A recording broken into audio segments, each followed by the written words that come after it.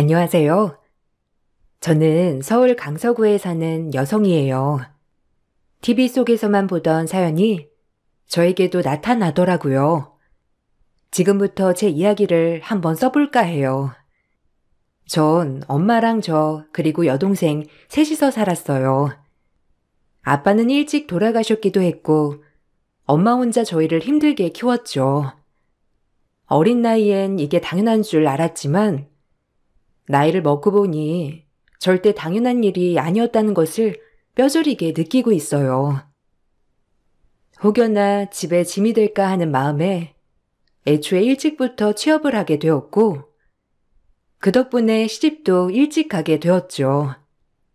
전 물류센터 격리 일을 하고 있었고, 남편은 같은 물류센터 직원이었어요. 자주 보다 보니 정도 들고, 그러다 보니 결혼도 하게 되었죠. 딸린 식구가 많은 남편이었지만 그래도 성실성 하나만 보고 결혼을 결심했죠. 이 남자랑 결혼을 하면 내 눈에 눈물은 안 나겠다 하고요. 제가 결혼도 하고 독립도 하니 엄마는 조금이라도 안도하셨어요. 가뜩이나 대학을 기어이 가겠다는 동생 때문에 경제적으로 많이 힘들어 하셨거든요. 전 그런 엄마를 도와드린 셈이었죠. 하지만 절대 후회하진 않습니다. 제가 선택한 일이니까요. 미안하다. 너한테 해준 것도 없는데 이렇게 빨리 시집이나 가게 하고. 너도 꿈이 있을 텐데 정말 미안해. 아니야, 엄마 괜찮아. 지금까지 이렇게 키워준 것만으로도 난 너무 기쁘지. 아빠 없이 엄마 너무 힘들었잖아. 안 그래? 아휴, 내 마음 알아주는 건 너뿐이야, 정말. 철도 일찍 들어가지고, 아휴, 너만 보면 왜 이렇게 짠한지 모르겠다, 진짜. 그렇게 생각 마. 내가 선택한 길인데 뭐. 후회 안 해, 엄마. 그러니까 엄마도 이제 좀 여유롭게 살아. 늘 엄마는 절 안타까워 하셨어요. 하지만 엄마조차도 능력이 많이 있었던 건 아니었기에 그저 미안해만 하셨죠. 전 엄마 때문이라도 더 열심히 살아야겠다고 다짐했어요. 하지만 결혼을 하고도 궁핍한 처지였죠. 남편에게 기대고 싶은 마음도 있었지만 남편 또한 저와 비슷한 벌이였기 때문에 거의 그달그달 마이너스만 안 나고 항상 퉁쳐졌던 것 같아요. 너 좋아하는 거 제대로 해주지도 못하고 결혼해가지고 고생만 시키는 것 같아 미안하네. 날 안 만났어야 했는데. 아니야. 오빠 안 만났으면 내가 지금 더 힘들었을 거야. 그래도 둘이 버는 거니까 곧 희망이 보이겠지. 걱정 마.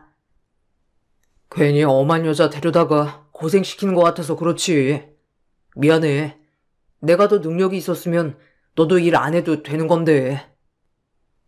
요즘 남자 여자가 어딨어. 다 같이 먹고 사는 거지. 안 그래? 난 그냥 일하는 것도 좋으니까 너무 신경 쓰지 마, 자기야.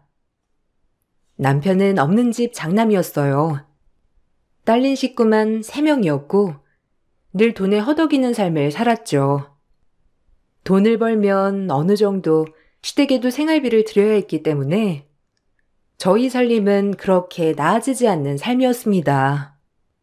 그래도 그때까진 남한테 손 벌리지 않고 살 수 있으니 이걸로 되었다고 생각을 하며 위안을 삼았죠. 저희 집 엄마는 따로 병원 청소 일을 하셨기 때문에 그래도 생활비는 들이지 않았거든요. 이제 동생만 졸업 후 취업을 하면 오히려 집이 좀 나아질 거라는 기대도 있었죠. 그냥 항상 희망을 품고 살았던 것 같아요. 없는 돈에 웃음을 잃지 않으려고 부단히 애도 많이 썼지만 지치는 건 어쩔 수 없는 현실이더라고요. 돈이 없으면 사람이 얼마나 여유가 없어지는지 전 어려서부터 많이 느껴봤기 때문에 잘 알아요. 그래서 더 철든 것도 있었고요. 예, 명철이가 이번 달 생활비 30만 원 덜 보냈더라. 너희 둘이 살면서 어떻게 이렇게 매몰차? 어? 이제 장가 갔다고 네가 조종하는 거 아니야? 나 명철이 하나 바라보고 살았다. 우리 장남이 이 정도는 해야지, 안 그래? 내가 너무하다고 생각하니? 어머님, 저희도 살기 힘들어요. 이번 달엔 보너스도 없었고 명철 씨 병원 검진도 있어서 조금 빠듯했어요. 저희가 신용카드를 쓰는 것도 아니고 있어서 안 드리는 것도 아니에요. 이제 도련님들도 일하지 않나요? 일하는 걸로 알고 있는데. 걔네가 벌어봤자 얼마나 벌어? 그리고 걔네는 뭐 나가서 돈 안 쓰냐? 장남이라고 하나 있는 거 뼈 빠지게 키워놨더니 이제 돈을 덜 준다 이 말이야? 그래, 너네가 아주 시애미를 무시하는 거지. 남편이 일찍 죽고 나 홀로 얼마나 힘들었는데 이렇게 날 홀대해? 이래서 빨리 죽어야지. 그래야 이 꼴 저 꼴 안 보지. 아이고 명철 아버지, 나 좀 데리고 가요. 어머님은 늘 저희만 보시며 돈돈돈 하셨어요. 거의 저희 남편이 통장이나 다름없었죠. 어머니도 홀로 남편을 여의고 힘들게 자식들을 먹이고 입히느라 힘들었다고 하시더라고요. 그것을 이해 못하는 것은 아니지만 늘 돈돈거리는 시어머니 때문에 전 스트레스가 쌓여가고 있었어요. 게다가 어머니라고 하면 사족을 못 쓰는 남편, 대한장 콜라보였죠. 얼마나 기가 차던지 저희가 여유가 되면 당연히 저희 혼자 부양해도 괜찮다고 생각했지만 지금은 솔직히 둘이 벌어야 겨우겨우 버틸 수 있었어요. 그냥 이번 달 우리가 조금 더 아끼고 어머니한테 생활비 좀 더 붙여드리자. 어머니가 낙이 뭐가 있겠어, 안 그래? 그럴 거면 나랑 결혼을 왜 했어? 나 호강시켜준다며. 여태껏 우리 집에 고기 한번 사가봤어? 당신은 그저 자기 어머니만 중요하지? 우리 엄마도 병원 청소하면서 안 아픈 데 없이 힘들어, 알아? 생활비 좀 더 주면 그 마이너스 나는 돈은 어떻게 충당할 건데? 나 정말 자기 어머님 소중해. 그런데 우리 이렇게 마이너스 내가면서 하는 건 아니잖아, 안 그래? 안 하겠다는 게 아니라 도련님들이랑 같이 충당하자는 거야. 그게 맞는 것 같기도 하고 이번 일은 내 얘기 들어줬으면 좋겠어. 나도 정말 여유 있으면 이러지 않아, 자기야. 내가 대리운전이라도 뛰면 되잖아. 그렇게 너무 몰고 가지 마. 우리 엄마가 불쌍하지도 않냐? 가뜩이나 힘들어 하시는데. 뭐가 불쌍하다는 거야? 자기야, 우리 엄마도 아빠 일찍 돌아가시고 혼자 고생하신 분이야, 지금까지. 근데 나한테 손 안 벌리려고 그렇게 아등바등 사시는 거 안 보여? 자기 엄마만 불쌍하지? 아무튼 생활비 더는 못 드려. 우리도 너무 빠듯하고 도련님들도 있잖아. 자기만 자식이야? 도련님들한테도 이 문제는 정식으로 의논해 봐야겠어. 우리만 자식 아니잖아. 난 그렇게 생각해. 전 이 문제만큼은 칼이었어요. 남편 혼자 외동도 아니고 굳이 도련님들도 있는데 이렇게 남편만이 혼자 어머님을 부양한다는 게 제 상식으론 이해가 가지 않더라고요. 그래서 도련님들을 불러다가 얘기를 했어요. 다들 이제 사회생활을 하는 사람들이었으니까요. 하지만 도련님들은 내켜하지 않더라고요.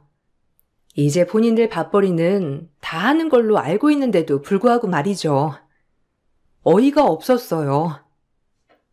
이제 우리 형제들 각자 얼마씩 해서 한 달에 어머님 생활비 드리는 걸로 해요. 저희 쪽만 부담하기에 솔직히 버겁네요. 에이, 형수. 우리가 벌어봤자 얼마나 번다고. 형이 더 많이 벌잖아요. 저희는 기껏해야 반값 내고 나면 생활비 정도인데. 이것마저 엄마한테 드리면 진짜 밥도 못 먹어요. 사회 초년생이 무슨 힘이 있나요? 당분간 저희는 빼주세요. 좀 더 벌면 그때 할게요. 그러게요, 진짜. 저희가 뭐 있는데 안 하는 것도 아니고 없어서 그런 건데 당분간만 이해해 주세요, 형수님. 네? 도련님들은 사회 초년생이란 이유로 어머님에게 생활비를 드리는 게 버겁다고 하더라고요. 솔직히 마음속에서 쌍욕이 나왔지만 애써 침착하고 우아하게 말하려고 노력했어요. 남편에게도 이런 일이 계속되면 정말 힘들 것 같다고 얘기를 했기 때문에 남편도 어느 정도 저를 돕는 신용을 하더라고요. 남편마저 강경하게 나오니 도련님들은 그제야 수긍하는 듯 했죠. 그래도 10도 어렵냐? 너희들은 10씩 해서 20 정도만 보태줘 그럼. 난 하던 대로 할게. 엄마가 힘들어 하셔서 그래. 아유, 진짜 핸드폰비에 교통비에 밥비 하면 빠듯한데. 알겠어 뭐. 형이 힘들다는데 뭐 어쩔 수 없지. 알겠어요 형수님. 그렇게 시동생들에게 겨우 얻은 게 도합 20만 원이었어요. 그래도 20만 원이라도 저희 쪽에서 덜 드려도 된다는 생각에 조금은 마음이 놓였죠. 시어머니는 불쌍한 막내 아들들 돈이 어딨냐며 안쓰러워하셨지만 워낙 제가 더는 생활비를 못 올려드린다는 엄포에 시어머니도 어쩔 수 없다는 듯 단념하였죠. 아무래도 저희는 둘이 번다고 생각해서 아주 돈이 남아돈다고 생각하시는 것 같았어요. 얼마나 어이가 없던지. 그리고 한편으론 남편이 좀 불쌍하더라고요. 장남의 짐이란 이런 것인가 했고요. 애들이 뭔 돈이 있다고? 에휴, 그래 뭐 너희들이 알아서 해. 어쩜 너 참 성깔 그렇다. 에휴, 일단 알겠어. 널 누가 말리니? 저희도 힘들어서 그러는 거니까 어머님이 이해해 주세요. 그리고 자식이 무슨 명철 씨 한 명인가요? 다들 자식 노릇 해야죠. 그래, 어디 며느리 무서워서 돈 달라고 하겠어? 참나, 아들 키워봤자 아주 다 필요 없다더니 이 말이 꼭 맞아. 어머니, 그래봤자 어머님한테 한 달에 저희가 드리는 생활비 150만 원이에요. 제 월급이 210만 원이고요. 너무하세요 정말. 자기 엄마 고생만 했다며 저에게 결혼 전 생활비를 꼭 드려야 한다고 했던 말들을 전 지키려고 노력했어요. 형편은 힘들지만 그래도 늙으신 노모 일 한 번 안 하게 해드리려고 거의 제 월급에 가까운 돈을 다 드린 셈이나 마찬가지였죠. 하지만 시어머니는 이것 또한 부족하다고 하셨어요. 그런 부분이 어이가 없었고 어쩔 땐 화도 났지만 내 어머니다 생각하며 참았습니다. 그렇게 생활비 20만 원이란 돈을 사수하고 전 이 돈마저도 신이 났어요. 그 정도로 하루하루가 힘든 생활이었죠. 이제 조금 긍정적으로만 생각해보던 찰나 저희 친정어머니에게 큰일이 닥쳤어요. 그렇게 이제 본인만을 위해서 살면 된다고 했던 찰나 엄마는 간암이라는 중병을 얻고 말았죠. 보험들 여유조차 없었던 엄마에게는 수술비와 약값이 너무 큰 타격이었어요. 어쩌니? 이제 그냥 죽어야지. 내가 어떻게 돈도 없는데 하필 내가 암에 걸려. 미안하다 정말. 해준 것도 없이. 아니야 엄마. 내가 어떻게든 해볼게. 그러니까 수술 받고 항암도 받자. 돈은 어떻게든 구하면 돼. 나 모아놓은 돈도 있고. 엄마 건강이 중요하지. 지금 돈 걱정할래? 그런 말 하지 말고 몸 상태나 신경 써. 알겠지? 나 엄마 아픈 거 진짜 싫단 말이야. 저도 앞이 캄캄했어요. 당장 모아놓은 돈도 돈이지만 계속되는 항암 치료에 약값까지 정말 눈앞이 캄캄하더라고요. 그리고 이 세상 모든 것들에게 다 원망스럽더라고요. 왜 하필 우리에게 이런 일이 일어났나 싶으면서 정말 속상했죠. 그래도 부부라고 전 남편에게 이런 사실을 얘기하며 같이 어떻게 하면 좋을지 얘기를 해야겠다고 생각했어요. 하지만 돌아오는 대답은 냉혹했죠. 전 그동안 제가 시어머니에게 정말 잘했다고 생각을 했기 때문에 남편이 이럴 줄은 몰랐어요. 뒤통수를 세게 맞는 듯 했죠. 엄마, 어떡하지? 지금 당장 수술 받으셔야 하고 항암도 여러 번 해야 한대. 약값도 약값이고 자기 혹시 돈 좀 있어? 내가 돈이 어딨어. 나 궁핍한 거 당신이 제일 잘 알잖아. 그리고 장모님은 그 연세에 지금까지 모아놓은 돈도 없대. 뭐? 혼자 힘으로 자식들 키우면서 돈을 어떻게 모아? 가뜩이나 민지는 졸업도 안 했는데 뻔히 알면서 그래? 아휴, 모르겠다. 솔직히 민폐지. 없이 살수록 건강을 잘 챙겨야 했는데 그동안 검진 한번 안 받고 뭐 하셨대? 아, 진짜 말 막하네. 우리 엄마가 돈이 많았으면 검진 안 했겠어? 같이 없이 사는 처지에 말을 꼭 그딴 식으로 해야 해? 당신 진짜 정 떨어진다. 이제 알겠어. 난 그냥 너네 집 생활비나 보태주는 사람이었지? 너네 엄마가 아팠어 봐. 나한테 돈 안 달라고 했겠어? 진짜 웃긴다. 민폐라고? 하, 너네 엄마 아프면 내가 똑같이 얘기해줄게. 알겠어? 됐다. 내가 뭘 바래. 그리고 그동안 내가 어머님한테 줬던 돈 생각해봐. 난 왜 헌신했니 그럼? 진짜 부질없다. 이제 돈 못 들여 더 이상. 전 진짜 믿는 도끼에 발등 찍히는 기분이었어요. 그딴 식으로 말하는 남편을 보고 있자니 남편은 철저히 남의 편이더라고요. 그리고 이 일이 있고 나서 얼마 후 남편이 시어머니에게 무슨 소리를 했는지 저에게 전화가 와 막말을 쏟아내시더라고요. 예, 명철이한테 얘기 들었어. 너희 엄마 암 걸렸다며? 아니 그래서 뭐 돈을 명철이 보고 해달라는 거야 뭐야? 네? 아니요. 돈 해달라고 한 적 없고요. 남편으로서 그냥 의논을 했을 뿐이에요. 그리고 남편이니 당연히 금전적으로도 도움을 받을 수 있지 않을까 생각은 했고요. 제 말이 잘못된 건가요? 그것 때문에 아침 대바람부터 전화하신 거예요? 그래.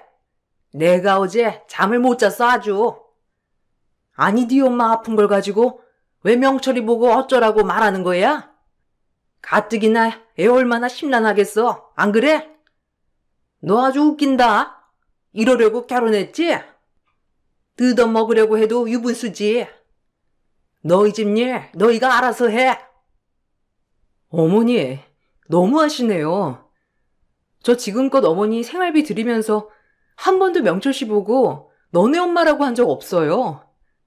당연히 제 어머니라고 생각해서 힘들지만 어떻게 해서든지 생활비를 드리려고 했고요. 그런데 지금 저희 집 일은 저보고 알아서 하라고요? 아니, 결혼을 했으면 출가 외인이지. 왜 이런 얘기를 하냐고? 막말로 팔자가 그거밖에 안 되나 보지. 안 그래?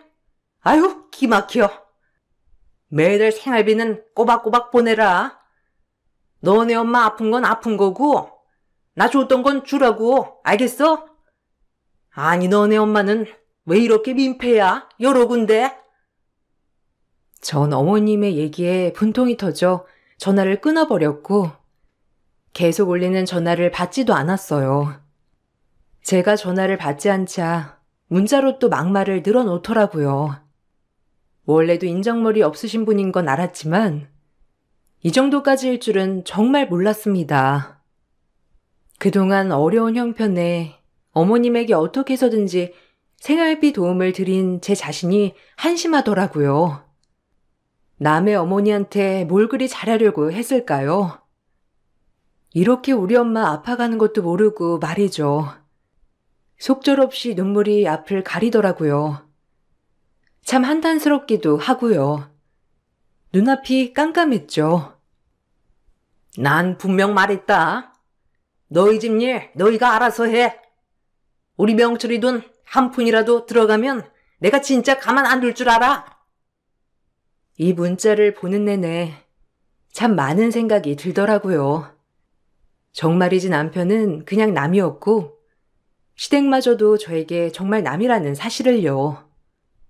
전 슬퍼할 겨를도 없이 페이가 조금 더 센 일을 알아봐야 했어요.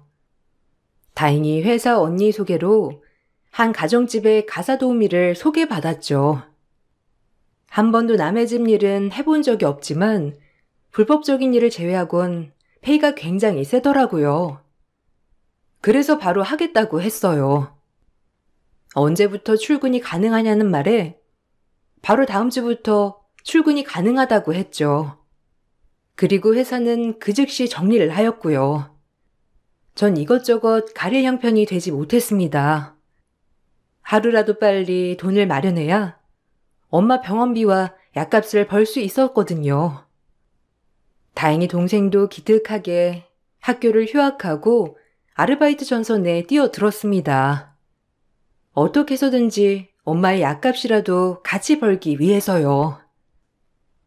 안녕하세요. 오늘부터 일하게 되었어요. 잘 부탁드릴게요. 이런 일이 처음이라 서툴 테지만 많이 알려주시면 감사하겠습니다. 네, 오늘 처음이죠? 대충 일하는 거 알려드릴게요. 아참, 대부분 사모님이 집에 상주하고 계셔서 조용조용 하셔야 해요. 워낙 예민하신 분이거든요. 자주 마주치지 않아도 되고 그냥 집안 정도만 깨끗이 해주세요. 그리고 저 방엔 절대 출입 금지고요. 집사의 말에 따라가 본 방은 거실 끝에 있는 작은 방이었죠. 그 방은 절대 출입 금지라고 했어요. 사모님이 예민하니 청소와 음식만 조용조용 하다가 빨리 퇴근하라고 하길래 그런다고 했죠. 그렇게 저의 가사 도우미 일이 시작되었어요. 처음 하는 일이라 몸이 고됐지만 일당도 셌고 딱히 저와 부딪히는 사람이 많이 없었기 때문에 일은 할만 하더라고요. 그렇게 전 제 앞날을 헤쳐나갔어요. 문득문득 남편에게 올라오는 서운한 감정, 그리고 시댁 식구들에 대한 원망이 떠올랐지만 지금은 그것보다 엄마의 병원비를 버는 것이 더 급했기 때문에 저희 서운함은 잠시 미뤄두었죠. 그렇게 쓸고 닦고 일을 열심히 하고 있었어요. 이런 일이 처음인 것 같은데 그래도 꽤 일을 잘하네요. 사모님도 아직까지 별 말씀 없는 거 보면 괜찮아 하시는 것도 같고. 아, 정말요? 감사해요. 아직 사모님을 제대로 보진 못했지만 그래도 다행이네요. 처음이긴 한데 열심히 해야죠. 나름 열심히 해서인지 집사님도 참 일을 잘한다고 칭찬해 주셨어요. 그렇게 일 끝나고 집에 와 엄마의 건강 상태를 확인하고 다시 저희 집으로 가서 몸을 쉬고 이런 생활이 반복되었죠. 지금은 아무것도 신경 쓰고 싶지 않았지만 남편 놈이 제 속을 긁더라고요. 요즘 무슨 일을 하고 다니길래 이렇게 귀가가 늦어? 장모님 댁 다녀오는 건 알겠는데 유부녀가 너무 심한 거 아니야? 상관 마. 엄마 아프든 말든 신경 쓰지도 않는 사람한테 내일 일일이 보고하고 싶지 않으니까. 그리고 지금은 아무것도 신경 쓰고 싶지 않으니까 내 속 긁지 마. 엄마 일만 조금 해결되면 당신이랑도 정리를 하든지 해야지. 난 이렇게 못 살아. 뭐? 이혼이라도 하겠다는 거야? 그래, 누가 무서울 줄 알고? 병든 엄마 뒤치다꺼리 해하는 너 같은 거 나도 필요 없어. 꽤 오랜만에 남편과 대화를 한 것 같은데 참 또다시 상처를 주더군요. 얼마나 마음이 무너지는지 하지만 굳게 마음을 다잡았어요. 내가 지금 이럴 때가 아니라고 생각을 했거든요. 일단 엄마는 급한 수술을 마치셨고 항암을 준비하고 계셨죠. 중간중간 제가 전화를 받지 않자 시어머니는 코빼기도 비추지 않는다며 문자 폭언을 멈추지 않았지만 무조건 무시했어요. 다행히 제가 모아놓은 돈과 엄마가 조금 모아놓은 돈으로 수술비를 충당하였고 이제 어마어마한 약값과 항암 치료값을 벌기 위해 전 무조건적으로 뛰어야 했어요. 그래도 엄마에게는 마음 편하라고 늘 웃어 보이며 말했죠. 엄마는 몸만 신경 써야 했으니까요. 저 집사님, 오늘은 주방 쪽 청소하면서 이것저것 밑반찬 만들어 놓으려고 하는데 괜찮을까요? 너무 창거리가 없어서. 아, 네. 그렇게 하도록 해요. 너무 시끌벅적하게만 안 하시면 되니까 적당히 준비하시고 오늘 그거 마치면 퇴근하세요. 간단하게 음식 반찬거리들 좀 하고 주방을 치우고 이제 퇴근하려던 그때 사모님께서 큰 소리로 절 불러 세우셨습니다. 그리고 사모님 입에서 나온 말은 절 기함하게 했죠. 정말 세상 태어나서 이런 모욕은 처음이었고 황당하더라고요. 이봐요. 거기에 좀 서볼래요? 냉장고에 분명히 창조림이 있었는데 그쪽 부엌에 들락달락 한 뒤로 없어졌네요. 네? 그 말씀은 제가 장조림을 가져가기라도 했다는 거예요? 아, 오해하신 것 같은데. 오히려 반찬 해놓고 지금 치우고 가는 중이었어요. 그걸 내가 어떻게 믿지? CCTV가 부엌에만 따로 달린 것도 아니고. 나야말로 어이가 없네. 이봐요. 얼른 내놓고 나가요. 무슨 소리세요? 절 지금 도둑 취급하시는 거예요? 저는 진짜 아니에요. 제가 왜 장조림을 훔쳐서 나가나요? 뭐가 좋다고? 그야 나도 모르지. 그쪽 같은 부류와 엮어본 적이 없으니까. 말로 하려 했는데 이 사람 말이 안 통하네. 얼른 내놓으라니까. 그 순간 사모님은 제 팔을 잡아당기시고 가방을 끌어내리셨고 그러는 바람에 긴 팔에 감춰져 있던 제 손목이 드러나게 되었죠. 제 손목엔 어렸을 때 기억도 안 나는 화상 자국이 있었어요. 그 화상 자국을 보자 사모님은 놀란 눈을 하고 본인의 화상 자국을 저에게 대조해 보셨죠. 그러고 나서 바닥에 주저앉으며 엉엉 울면서 말하더라고요. 그 뒤의 이야기가 저에겐 더 충격적이었어요. 혹시 나이가 어떻게 되나요? 그 화상 자국 기억나요? 아니, 나 기억 안 나요? 내가 아무래도 당신 엄마 같은데. 네? 엄마라뇨. 아, 죄송합니다. 뭔가 단단히 착오가 있으신 것 같은데 화상 자국은 생각이 안 나고요. 전 엄마가 계세요. 당신 엄마가 친엄마라고 생각해요? 우리 유전자 검사 한번 해보죠. 내가 그렇게 찾고 있던 내 딸이 맞는지 아닌지.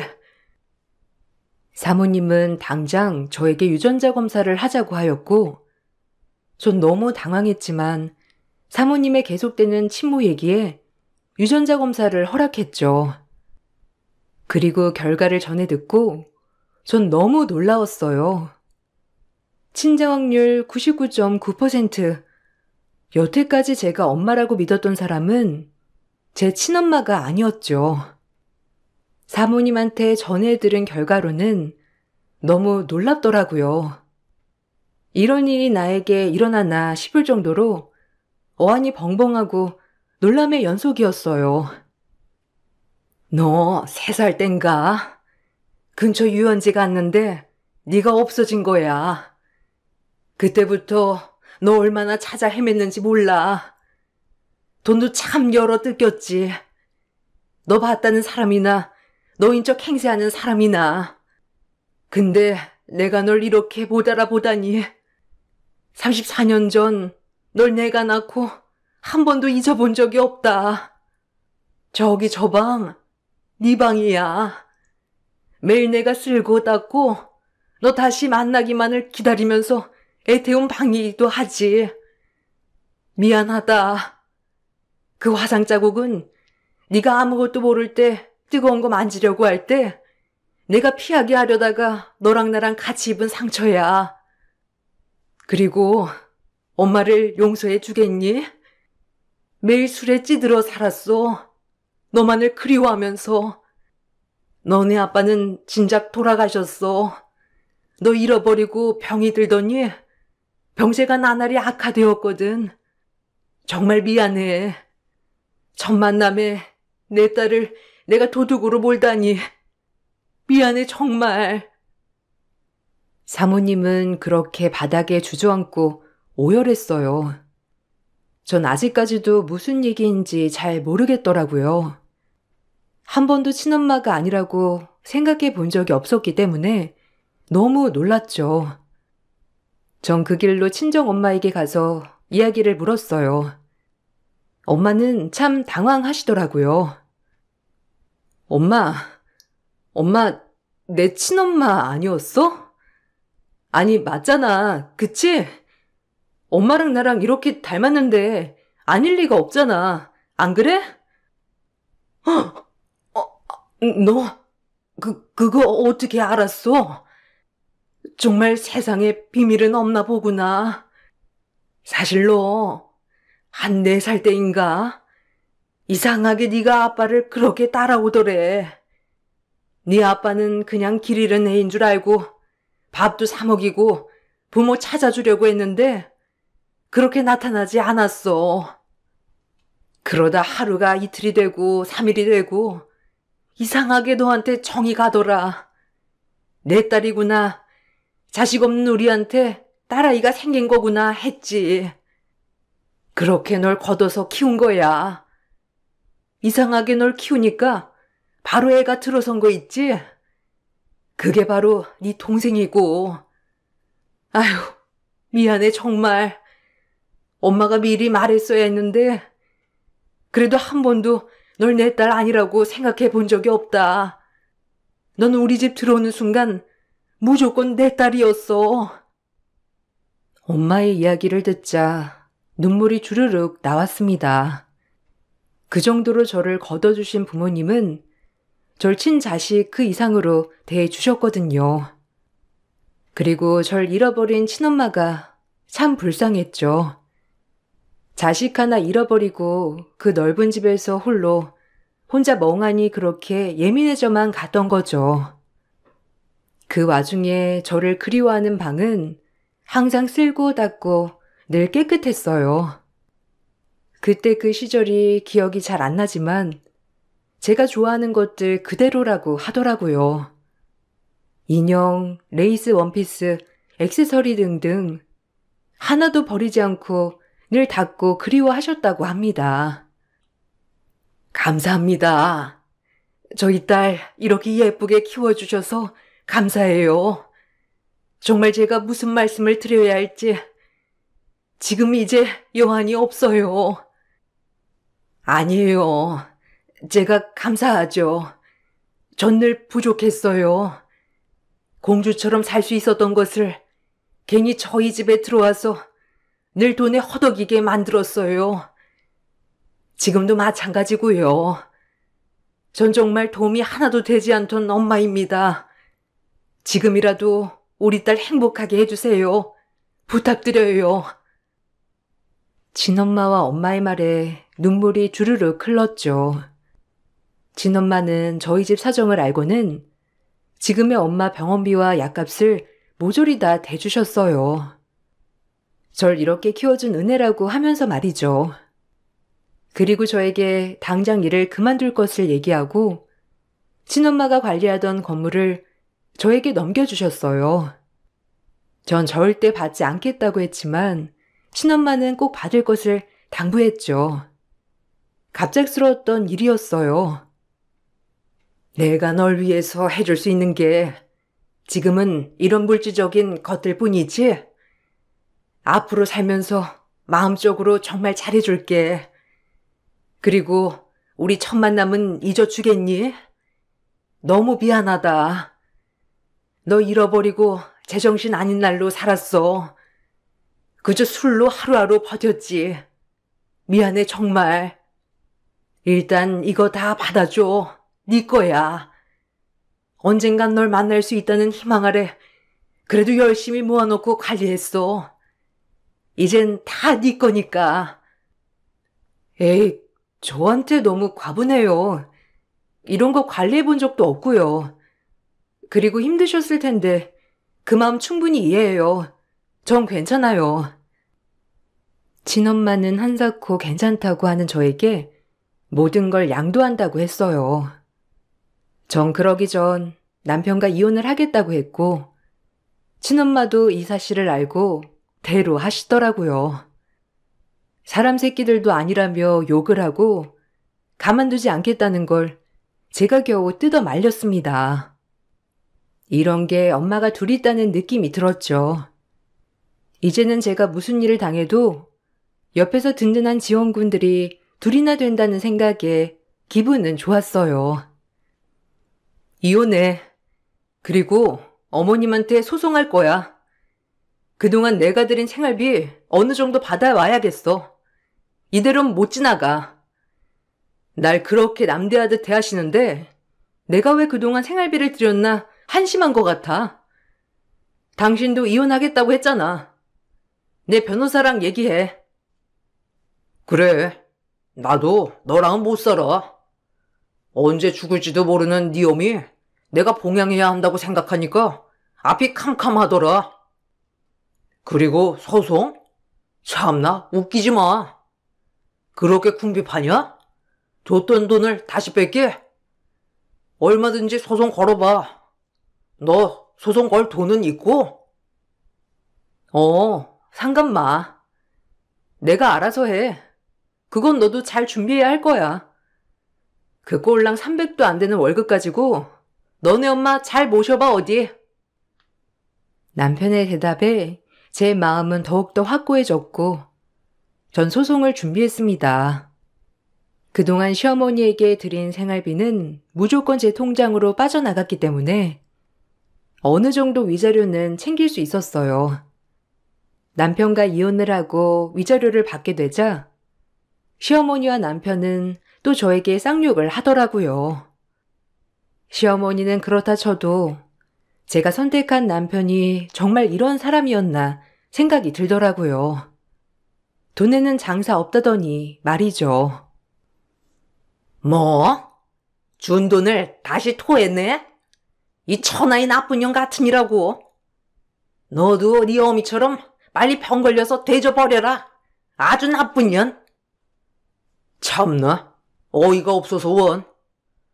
몸이 꾸디가 이러는지 전혀 상상도 안 가지만 그래 구질구질한 데서 빨리 헤어나오길 잘했지. 이제 다신 보지 말자. 그리고 무슨 일이 있어도 연락 마. 아줌마. 엄마 지금 수술 아주 잘 돼서 쾌차하고 있으니 악담 사절려. 그리고 심보나 그렇게 쓰지 마요. 없던 병도 걸릴라. 이제 그 집구석 아등바등 잘 살아봐. 지긋지긋한 구제불능 인간들 같으니라고.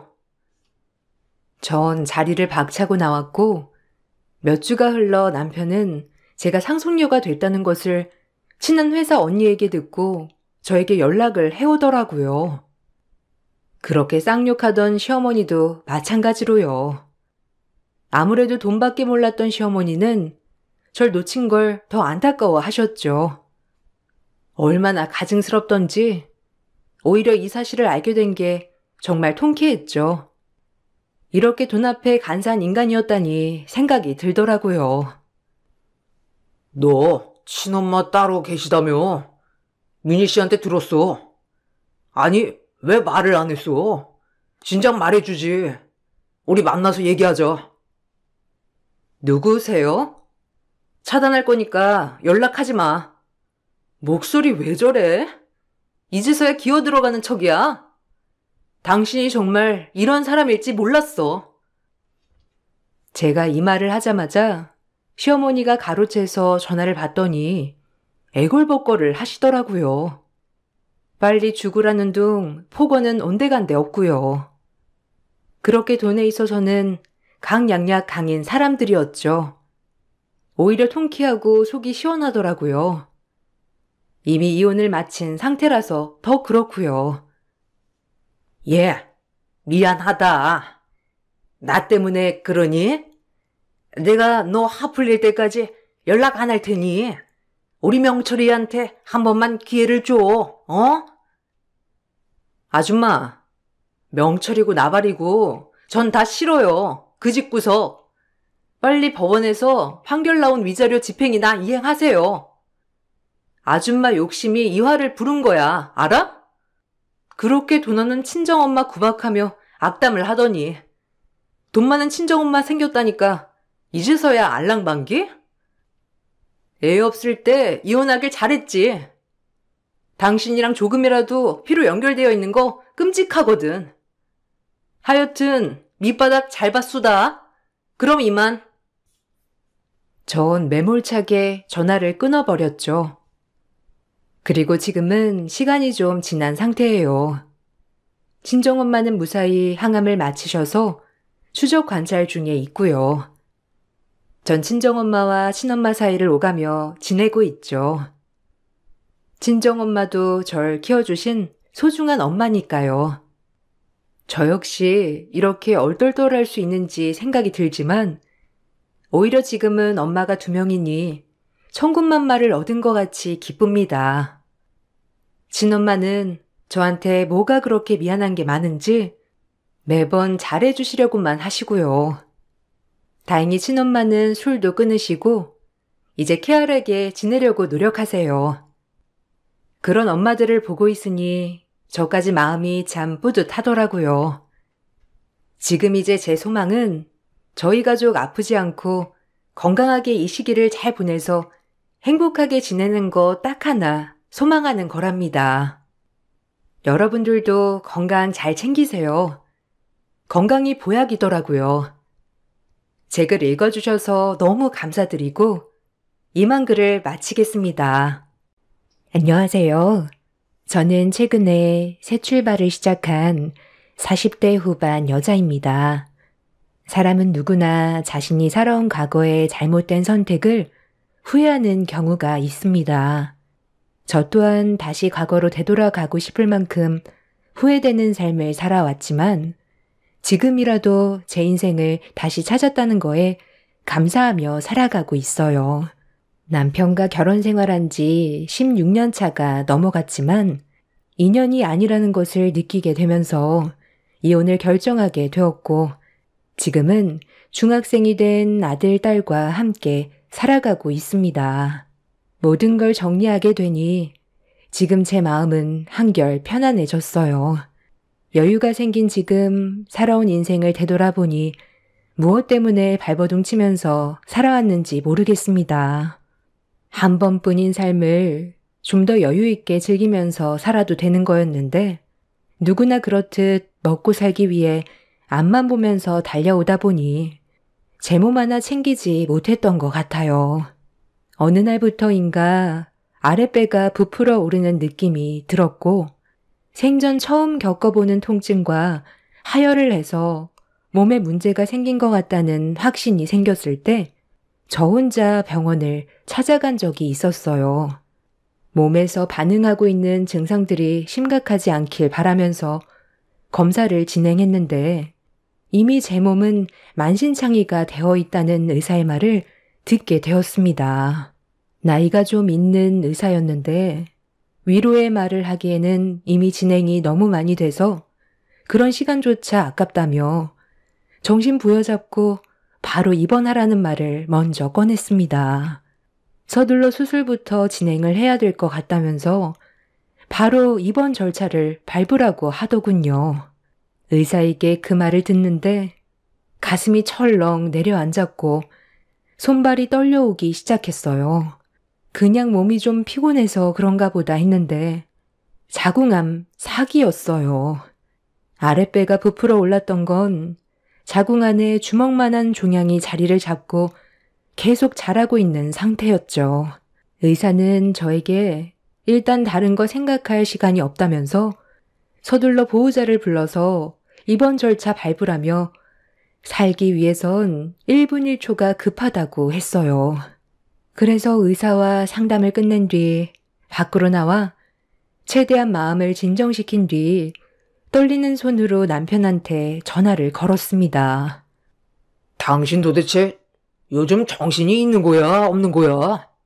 오늘 하루 종일 나 혼자 가게 보고 있는 거 알지? 잠깐 어디 좀 다녀온다고 하더니 지금이 도대체 몇 시야? 전화할 시간에 곧장 가게로 오면 되지. 사람 불안하게 안 하던 전화까지 하고 그래. 나 지금 손님이 많이 밀려 있어서 정신이 하나도 없거든. 일단 가게로 빨리 튀어와. 아유 참, 이리 좀 내놔 봐라. 애미 너 지금 제정신이니? 손님들 지금 끝도 없이 줄 서 있다고. 하여간 인생에 도움이 안 돼. 전화할 시간에 빨리 와서 일손 도와라. 저와 남편은 역 앞에서 토스트 장사를 하고 있어요. 처음엔 노점상으로 시작했었는데 많은 손님들이 찾아와 주셔서 상가에 입점할 수가 있었어요. 남편과 제가 처음부터 토스트 장사를 한 건 아니었어요. 남편과 저는 회사 생활을 하고 있었는데 매달 정해져 있는 월급으로는 입에 풀칠하기가 어려워 다른 방법을 생각해 보기로 했었어요. 태어난 아이들한테는 좀 더 여유 있는 삶을 물려주고 싶어서 장사를 해보기로 결정을 하게 되었죠. 그때 당시 남편과 시모는 저에게 쓸데없이 돈 날리지 말라면서 지금 하는 일이나 잘하라고 오히려 장사하는 걸 강하게 반대했었어요. 돈 한 푼 지원해 줄 수 없다면서 시도 자체를 거절하고 있었습니다. 좀 더 잘 먹고 잘 살고 싶어서 한 푼이라도 더 벌기 위해 남편과 상의를 한 건데 절대 안 된다는 남편의 말에 너무 큰 실망을 하게 되었고 더 오기가 생기더라고요. 보란 듯이 잘 돼서 남편의 선택이 잘못된 거라는 걸 알려주고 싶었습니다. 그래서 부모님께 어느 정도의 금전적인 도움을 받아 장사를 시작하게 되었습니다. 처음 해보는 노점상이었지만 열심히 노력한다면 분명 좋은 결과로 되돌아올 수 있을 거라 믿었어요. 남편과 시모는 제가 역 앞에 차린 노점상을 보더니 돈만 날리게 생겼다면서 분명 후회할 거라고 부정적인 시선으로 바라보면서 온갖 불만은 다 터뜨렸어요. 그런 상처되는 말들을 듣게 되자 더 잘 되고 싶은 마음에 제가 가져가는 것보다 손님들께 더 드려서 소문 좀 많이 내달라고 아낌없이 퍼줬습니다. 손님들은 제가 성공하고 싶어 한다는 마음을 알았는지 어려운 상황에 도와주셔서 빠르게 자리를 잡을 수 있었고 역전에서 출퇴근 시간만 되면 많은 손님들이 찾아와 주셨습니다. 벌어들이는 수익은 많지 않았지만 그래도 안정적으로 운영할 수 있다는 거에 감사했어요. 하나의 토스트를 팔아 많은 이윤을 남기기 위해 속재료를 아끼는 것보다 적게 남아도 속재료를 아낌없이 채워 넣어 손님들이 만족하신다면 분명 또다시 찾아와 줄 거라 믿고 있었어요. 항상 손님 입장에서 생각을 하면서 장사를 하다 보니 그 결과는 좋았고 열심히 노력하는 모습을 뒤에서 지켜본 남편과 시모는 장사가 잘 되자 본인들이 잘못 생각했었다고 인정하면서 그제서야 가족끼리 도와야 하지 않겠냐며 들어왔어요. 그리고 제 옆에서 부족한 일손을 돕기 시작했고 부모님께 빌렸던 돈과 대출금까지 전부 갚을 수 있었습니다. 그리고 남편도 다니던 회사를 그만두고 전적으로 장사하는데 매진하게 되었죠. 그렇게 앞만 보면서 열심히 살아오다 보니 어느새 노점이 아닌 상가에 가게를 차릴 수 있었는데 16년의 세월 동안 쉬지 않고 달려왔는지 망가진 제 몸은 돌이킬 수 없는 결과로 이어졌어요. 혼자서 감당할 수 없는 정신적인 충격 때문에 남편한테 전화를 한 거였는데 저보단 눈앞에 보이는 손님들이 우선이었습니다. 다시 침착하게 연락을 시도했지만 남편은 제 전화를 받지 않았어요. 부모님이 이럴 때 제 곁에 있어줬다면 심적 안정을 찾을 수 있었을 텐데 5년 전에 아빠도 암으로 세상을 떠나셨고 엄마는 치매가 심해 요양원에서 보살핌을 받고 계시다 보니 의지할 곳이 없었습니다. 그렇게 한참 동안 그 자리에 서서 앞으로 어떻게 살아가야 할지 고민을 하고 있었는데 남편한테 다시 전화가 왔길래 통화 버튼을 누른 뒤 아무 말도 하지 않았어요. 도대체 어디서 뭘 하고 있길래 바빠 죽겠다는데도 아직까지 안 오고 뭐 하는 거야? 엄마랑 둘이서 얼마나 정신 없었는지 알아? 이 사람이 왜 안 하던 짓을 하고 그래? 여보세요? 당신 내 말 듣고 있어? 사람이 말이야. 말을 했으면 답을 줘야 할 거 아니야? 지금 어디야? 우리 엄마 화가 머리끝까지 올라가서 진정시키는데 얼마나 힘든 줄 알아? 이제야 내 말 들을 준비가 된 거야? 나한테 화부터 낼 게 아니라 걱정부터 해야 되는 게 우선 아니야? 평소와 다르다는 걸 느꼈으면 무슨 일이 생겼다는 건데 어떻게 당신 할 말만 하고 그냥 끊어버릴 수가 있어? 내가 오죽했으면 당신한테 전화했겠어? 여기 병원이야. 나 바로 입원해야 되니까 간단하게 짐 챙겨서 병원으로 와줘. 지금 자궁암 사기래. 서둘러 수술하지 않으면 더 큰 문제가 생길지도 모른다고 했어. 기다리고 있을 테니까 일단 서둘러 병원으로 와줘. 뭐라고? 자궁암? 에이, 당신이 무슨 암이야. 나보다 건강하잖아. 내가 봤을 때 오진 같은데? 그 의사 돌팔이 아니야? 당신이 암이면 나는 벌써 세상 떠났겠다.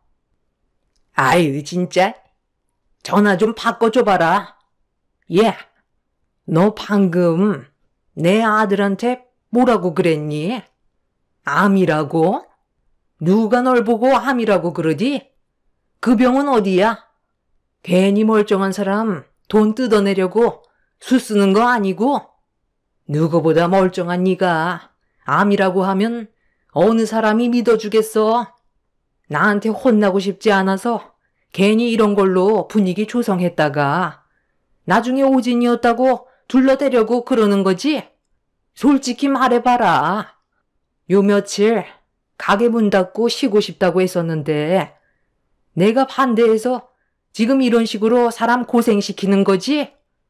어머님, 저 지금 말장난할 기분 아니에요. 못 믿겠으면 병원에 와보면 되잖아요. 지금 입원 절차 받고 바로 수술 들어가야 되니까 그이 좀 바꿔주세요. 제가 정색하면서 시모의 말을 받아치자 화를 내고 있는 제 목소리에 당황했는지 다시 남편을 바꿔줬어요. 참고 있던 감정을 터뜨리게 되자 그제서야 남편은 짐을 챙겨 병원으로 왔어요. 붉어진 얼굴로 남편을 노려보고 있는 눈빛에 뒤늦게서야 분위기 파악을 하던 남편은 사태의 심각성을 알게 되었고 저는 곧바로 수술 일정을 잡게 되었습니다. 병원에 입원을 하게 되자 아이들도 많이 놀랐는지 눈물을 흘리는데 그 모습이 너무 마음이 아팠어요. 그동안 잘 살아보겠다고 앞만 보며 달려오다 보니 뒤늦게서야 아이들이 눈에 들어왔어요. 아이들이 중학생이 되어버린 시간 동안 제대로 된 가족여행 한번 못 가보고 아이들과 함께 시간을 보내준 적이 많이 없어서 그동안의 미안함이 한꺼번에 몰려와 결국 눈물이 터져 나왔습니다. 그렇게 저는 며칠 뒤 수술을 하게 되었고 경과를 좀 더 지켜봐야 했어요. 그리고 이미 다른 곳에도 전이가 됐을 가능성이 높아 추가적으로 검사도 진행했는데 의사가 어느 정도 예상했던 대로 제 몸 다른 신체 부위에 암세포가 이미 전이가 되어 있었어요. 상당히 심각한 얼굴로 저를 바라보던 의사는 2차 수술을 준비해야 될 것 같다며 자궁암보다 더 심각한 곳에 암이 위치해 있었어요. 위에도 종양이 자라고 있어 몸이 어느 정도 회복이 됐을 때 곧바로 수술을 하기로 일정을 잡았습니다. 이래가지고 어떻게 버틸 수 있다는 거야? 괜히 돈만 날리는 거 아니니? 그동안 힘들게 벌어모은 돈 지금 전부 다 탕진하고 있잖아. 이래서 내가 암보험 하나 들어놓으라고 얘기했는데 내 말은 귀담아 듣지도 않더니만 결국 이를 이 지경까지 만들어 놓니? 이제 어떡할 거야? 앞으로의 계획은 있기라도 한 거야? 그 보험도 제가 겨우 들어놨던 거, 예전에 준호 아빠가 급전이 필요하다고 해지했던 거 잊으셨어요? 지나간 일 후회해서 뭐해요. 일단 수술이 잘 되길 바라야죠. 저도 제 몸이 이렇게까지 망가져 있을 거라곤 전혀 모르고 있었어요. 그래도 자궁 안에 암이 생겨서 그나마 이 정도로 끝난 거라고 위에 난 종양만 성공적으로 제거한다면 급한 불은 끌 수 있을 거라고 했어요. 이번 수술만 잘 끝나서 태어나면 앞으로 좀 더 여유 있게 살아가려고요. 그동안 일만 한다고 애들과 시간도 못 보냈었는데 몸이 망가지면 아무 소용 없다는 거 이번에 뼈저리게 느꼈어요. 지금은 최대한 스트레스 안 받는 게 우선이래요. 나는 너 때문에 스트레스 받는다. 내가 암에 걸리겠다고. 앞으로 얼마나 더 많은 돈이 들어가겠어? 그동안 벌어모은 돈이 수술을 하려고 모은 건 아니잖아.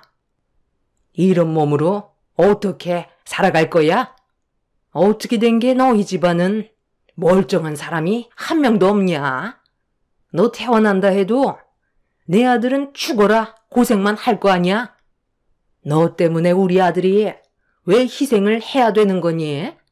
똑같이 생활했는데 왜 너한테만 문제가 생긴 거냐고. 아무리 생각해봐도 이건 정말 아닌 것 같다.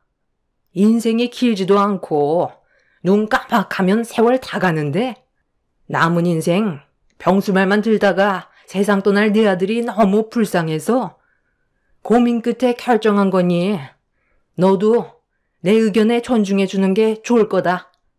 퇴원하게 되면 둘이 그만 정리해라. 어차피 벌만큼 벌었으니 재산 분할해서 각자 살 길 찾는 게 좋지 않겠니? 너는 내 의견에 찬성하지? 그러니까 지금 이 사람과 이혼하라는 거예요? 제 몸이 이러니까 더 이상 쓸모없다고 판단한 거네요. 그동안 제가 가정을 위해 어떠한 삶을 살아왔는지 두 눈으로 전부 봐왔으면서 이제 단물 다 빠진 것 같으니까 갈라서라고요? 어머님 며느리로 16년간 뼈 빠지게 일해왔는데 암에 걸렸으니 필요 없다는 거예요? 그럼 너는 내 아들이 불행했으면 좋겠어? 암에 걸려서 수술 끝나고 후유증 때문에 제대로 된 삶을 살지 못한 사람들이 수두룩하단다. 너도 그중 한 명이 될 수 있는지도 모르는 일이잖아. 내가 그 꼴을 어떻게 보면서 살아가겠어? 힘들게 돈 벌은 이유가 뭐야? 잘 먹고 잘 살기 위해 고생한 거 아니었어? 너 몸 치료하는데 돈 쓰려고 모은 거 아니니까 이번에 이렇게 된 거 여기서 끝내자는 거다. 네가 원하지 않아도 내가 진행시킬 거다. 저는 시모의 말에 당황해서 남편의 얼굴을 바라봤는데 제 눈을 피하더라고요. 그때 이미 시모와 남편이 입을 맞췄다는 걸 알 수 있었고 저와 이혼하길 원하고 있다는 걸 확실하게 알 수 있었습니다. 아플 때 받았던 상처는 평생 간다잖아요. 그때 남편과 시모의 행동에 너무 큰 실망을 하게 된 저는 태어나게 되면 바로 이혼하기로 결정하게 되었습니다. 예전에도 그랬지만 16년이 지난 현재에도 시모와 남편은 눈앞에 보이는 돈만 보고 제 옆에 있었던 거지. 저를 아내로 며느리로 인정해 준 게 아니라는 걸 알 수 있었어요. 두 모자에게 받은 만큼 되돌려 주기 위해서는 제가 건강한 몸으로 퇴원을 해야 된다는 걸 그때 온몸으로 느낄 수 있었습니다. 저는 그날 남편과 시모에게 병원에 그만 오는 게 좋을 것 같다며 속에서 끓어오르는 분노를 억누르며 좋게 마무리 지었습니다. 시모와 남편도 가게 일 때문에 2번 올 일은 없을 것 같다면서 뒤도 안 돌아보고 병실에서 바로 나갔어요. 아이들은 저와 남편 사이에 금이 가고 있었다는 걸 예전부터 알고 있었던 터라 제 몸 챙기는 것만 신경 쓰라며 오히려 아이들이 저를 위로해 줬어요. 그런 모습들이 많은 힘이 되었고 그렇게 2차 수술이 정해진 날 때까지 몸 관리를 철저히 하면서 최대한 현실에 놓인 문제를 긍정적으로 생각했어요. 그렇게 치료를 받으면서 지내다 보니 어느새 수술 날짜가 다가오게 되었고 마음의 준비를 하고 있는데 갑자기 병실 문이 열리더니 시모가 고개를 내밀며 들어왔어요. 별로 인사하고 싶지도 않아 몸을 돌려 누웠는데 시모가 누군가에게 말을 붙이며 병실 안으로 들어오라는 말을 꺼냈어요. 시모의 돌발 행동에 고개를 돌려 병실 문을 바라보는 순간 너무 놀라 시모와 여자를 번갈아가며 쳐다봤어요. 인사해라. 앞으로 너 대신 내 아들과 함께 살게 될 새며느리다. 네가 혹시라도 오해할까봐 얘기하는데 내 아들과 새며느리는 아직 서로 얼굴도 모르는 사이다. 그러니 상간소송 그딴 거 소용없다는 거야. 왜냐면 너랑 정식으로 이혼시키고 나서 새며느리를 우리 집안에 들일 거거든. 쓸데없는 생각하지 말라는 거다. 솔직히 아래 위로 고장나서 더 이상 써먹을 데가 없는 너를 우리 집안 며느리로 들이고 싶겠니? 다른 사람들도 아마 전부 나랑 같은 생각일 거다. 대학까지 나왔고 너보다 젊으니 이 정도면 충분하지 않겠어? 그리고 지금 다니는 회사에서도 적지 않은 월급 받고 있는 것 같은데 내 아들 나이에 이 정도 며느리감이면 아주 100점이지. 내가 여기 온 이유는 이 서류 때문에 왔다. 수술 전에 이혼 서류에 사인부터 하는 게 좋지 않겠어?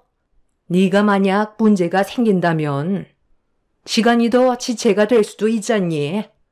혹시 알아? 수술 잘못돼서 사지마비 되면 손가락 하나 까딱하지 못해 서류에 사인을 못하는 문제가 생기면 골치 아프잖아.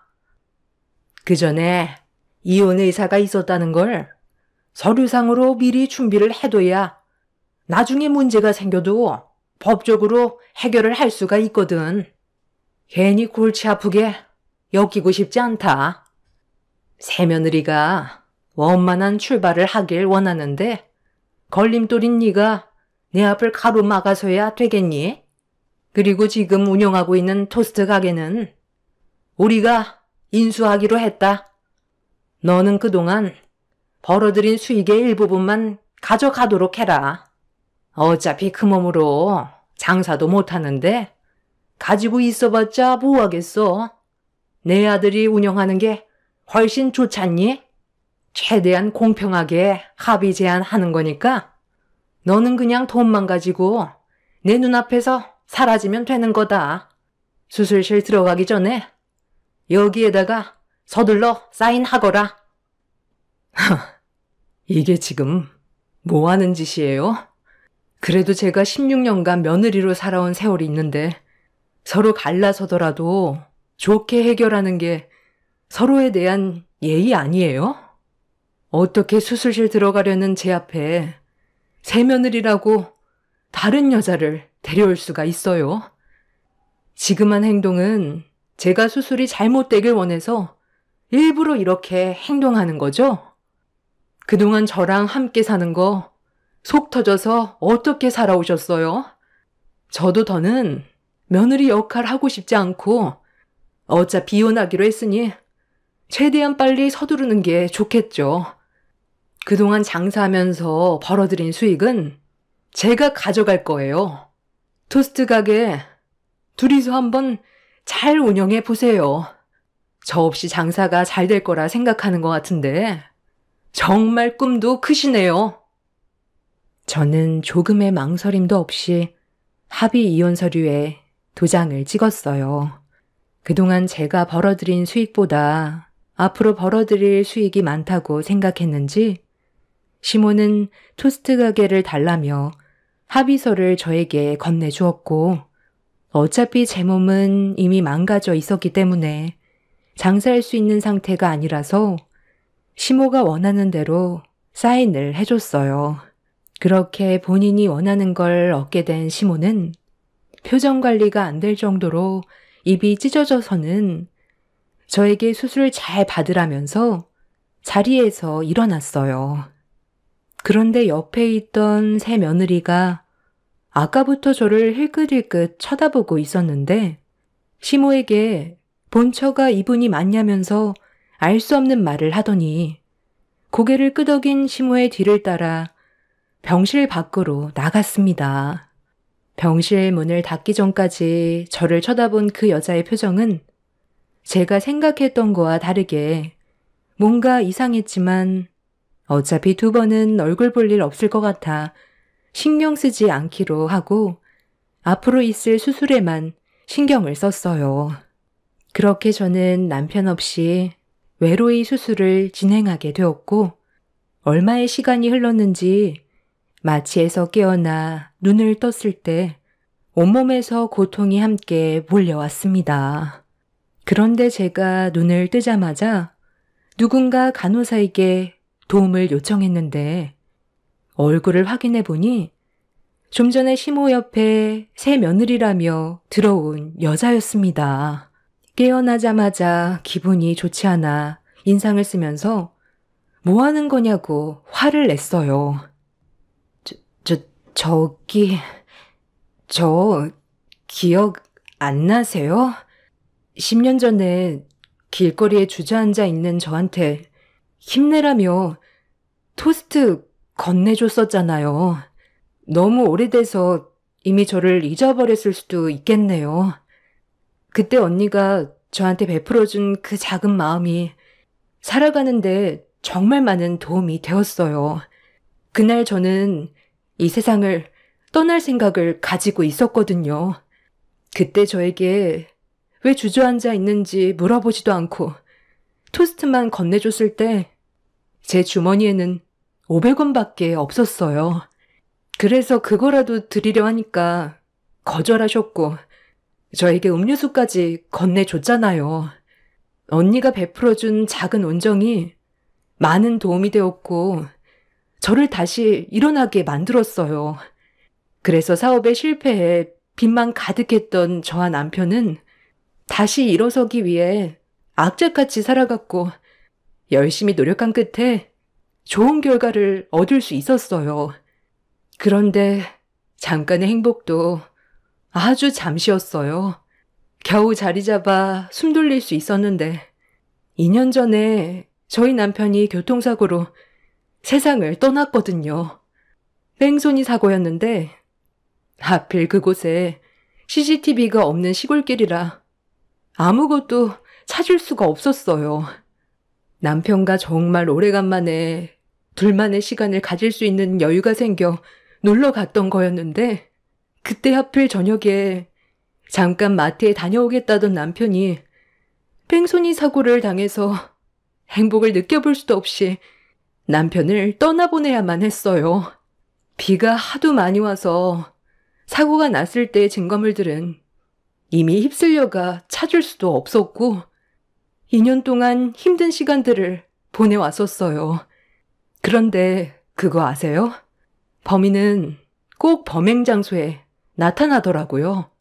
경찰도 포기해서 뺑소니범을 찾을 수 없다는 걸 제가 두 눈으로 목격을 했어요. 사고가 났던 현장에 와서 무언가를 찾고 있는 것 같더라고요. 범인은 사소한 단서라도 남아있을 때 완벽한 범행을 숨기기 위해 그 단서조차 지우려 온다는데 저는 그 모습을 두 눈으로 똑똑히 보고 있었어요. 그런데 그 사람들이 타고 온 차에 붙어있던 홍보물을 보는 순간 저는 온몸에 소름이 돋았고 언니가 장사하는 토스트 가게 남편분이라는 걸 알 수 있었어요. 그리고 그 옆에 그 남편분의 어머니도 함께 있었죠. 서로 의견 차이 때문인지 얼굴을 붉히면서 대화를 주고받길래 떨리는 손으로 숨죽이며 녹음한 파일이에요. 들어보시면 제가 왜 그 사람들에게 접근을 했는지 알 수 있을 거예요. 아이씨 진짜. 엄마가 비 오는 날 횟집에 가자는 말만 안 했어도 이런 일은 없었다고요. 갑자기 생뚱맞게 저랑 단둘이 여행 가고 싶다는 말을 왜 해서 상황을 이렇게 만들어요? 나라고 사고가 날 줄 알았겠니? 그런데 정말 그 포장용지가 여기 근처에 있는 거야?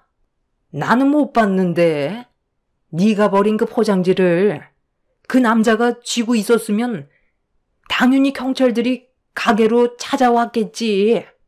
왜 2년이 지난 지금까지 아무런 소식이 없었겠어? 네가 그때 사고로 너무 큰 충격을 받아서 잘못 본 거 아니야? 그때 비도 억수로 많이 왔었잖아. 만약에 그 남자가 지고 있었더라도 비가 많이 와서 포장지가 떠내려갔을지도 모르잖아. 벌써 2년이다. 어디 깊숙이 파묻혔겠지. 저희가 사는 곳은 경기도고 여기는 강원도잖아요. 포장지가 여기에서 발견된 것도 의심스러운데 만약 지분이 그대로 남아있기라도 한다면 그땐 우리한테 조사가 들어올 게 뻔하다고요. 그렇게 되면 사고 이력 수리 조사하게 될 테고 엄마랑 저는 뺑소니로 징역을 살게 된다는 거 몰라요? 그걸 찾아야 두 발 뻗고 살 수 있어요. 벌써 포장지는 다 찢어져서 없어졌지. 걱정 말고 우리 일이나 신경 쓰자. 그나저나 토스트 가게는 어떻게 할 거니? 네가 운영할 거지? 며느리는 이제 그만 버릴 거지? 아, 그래야죠.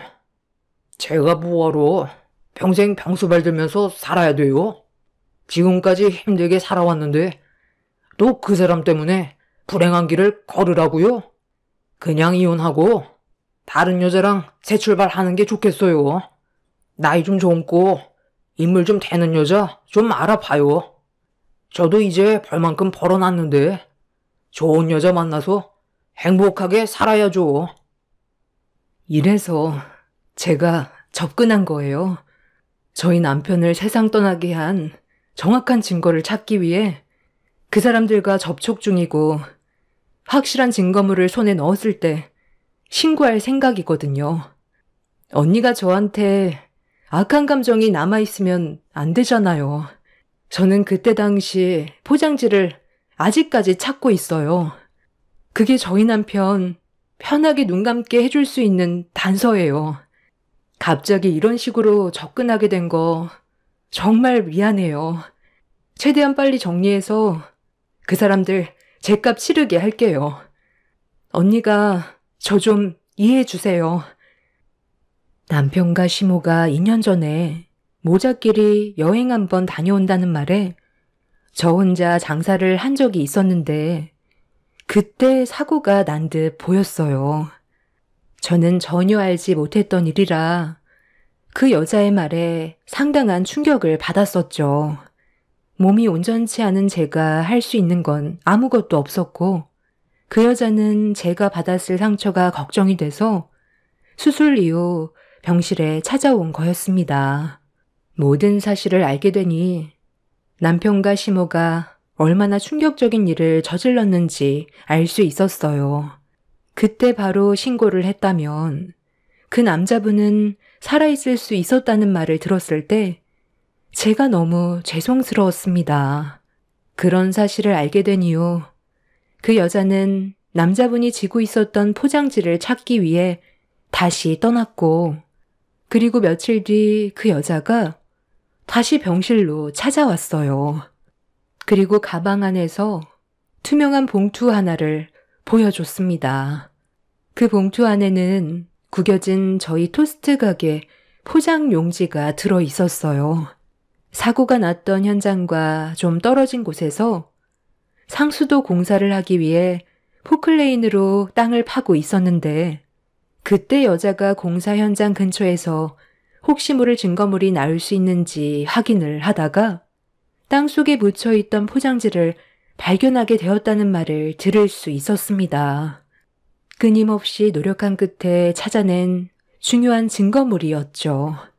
많이 훼손이 되긴 했지만 결정적인 증거물이라면 남편과 시모는 뺑소니범으로 법적 처벌을 받게 되는 거였죠.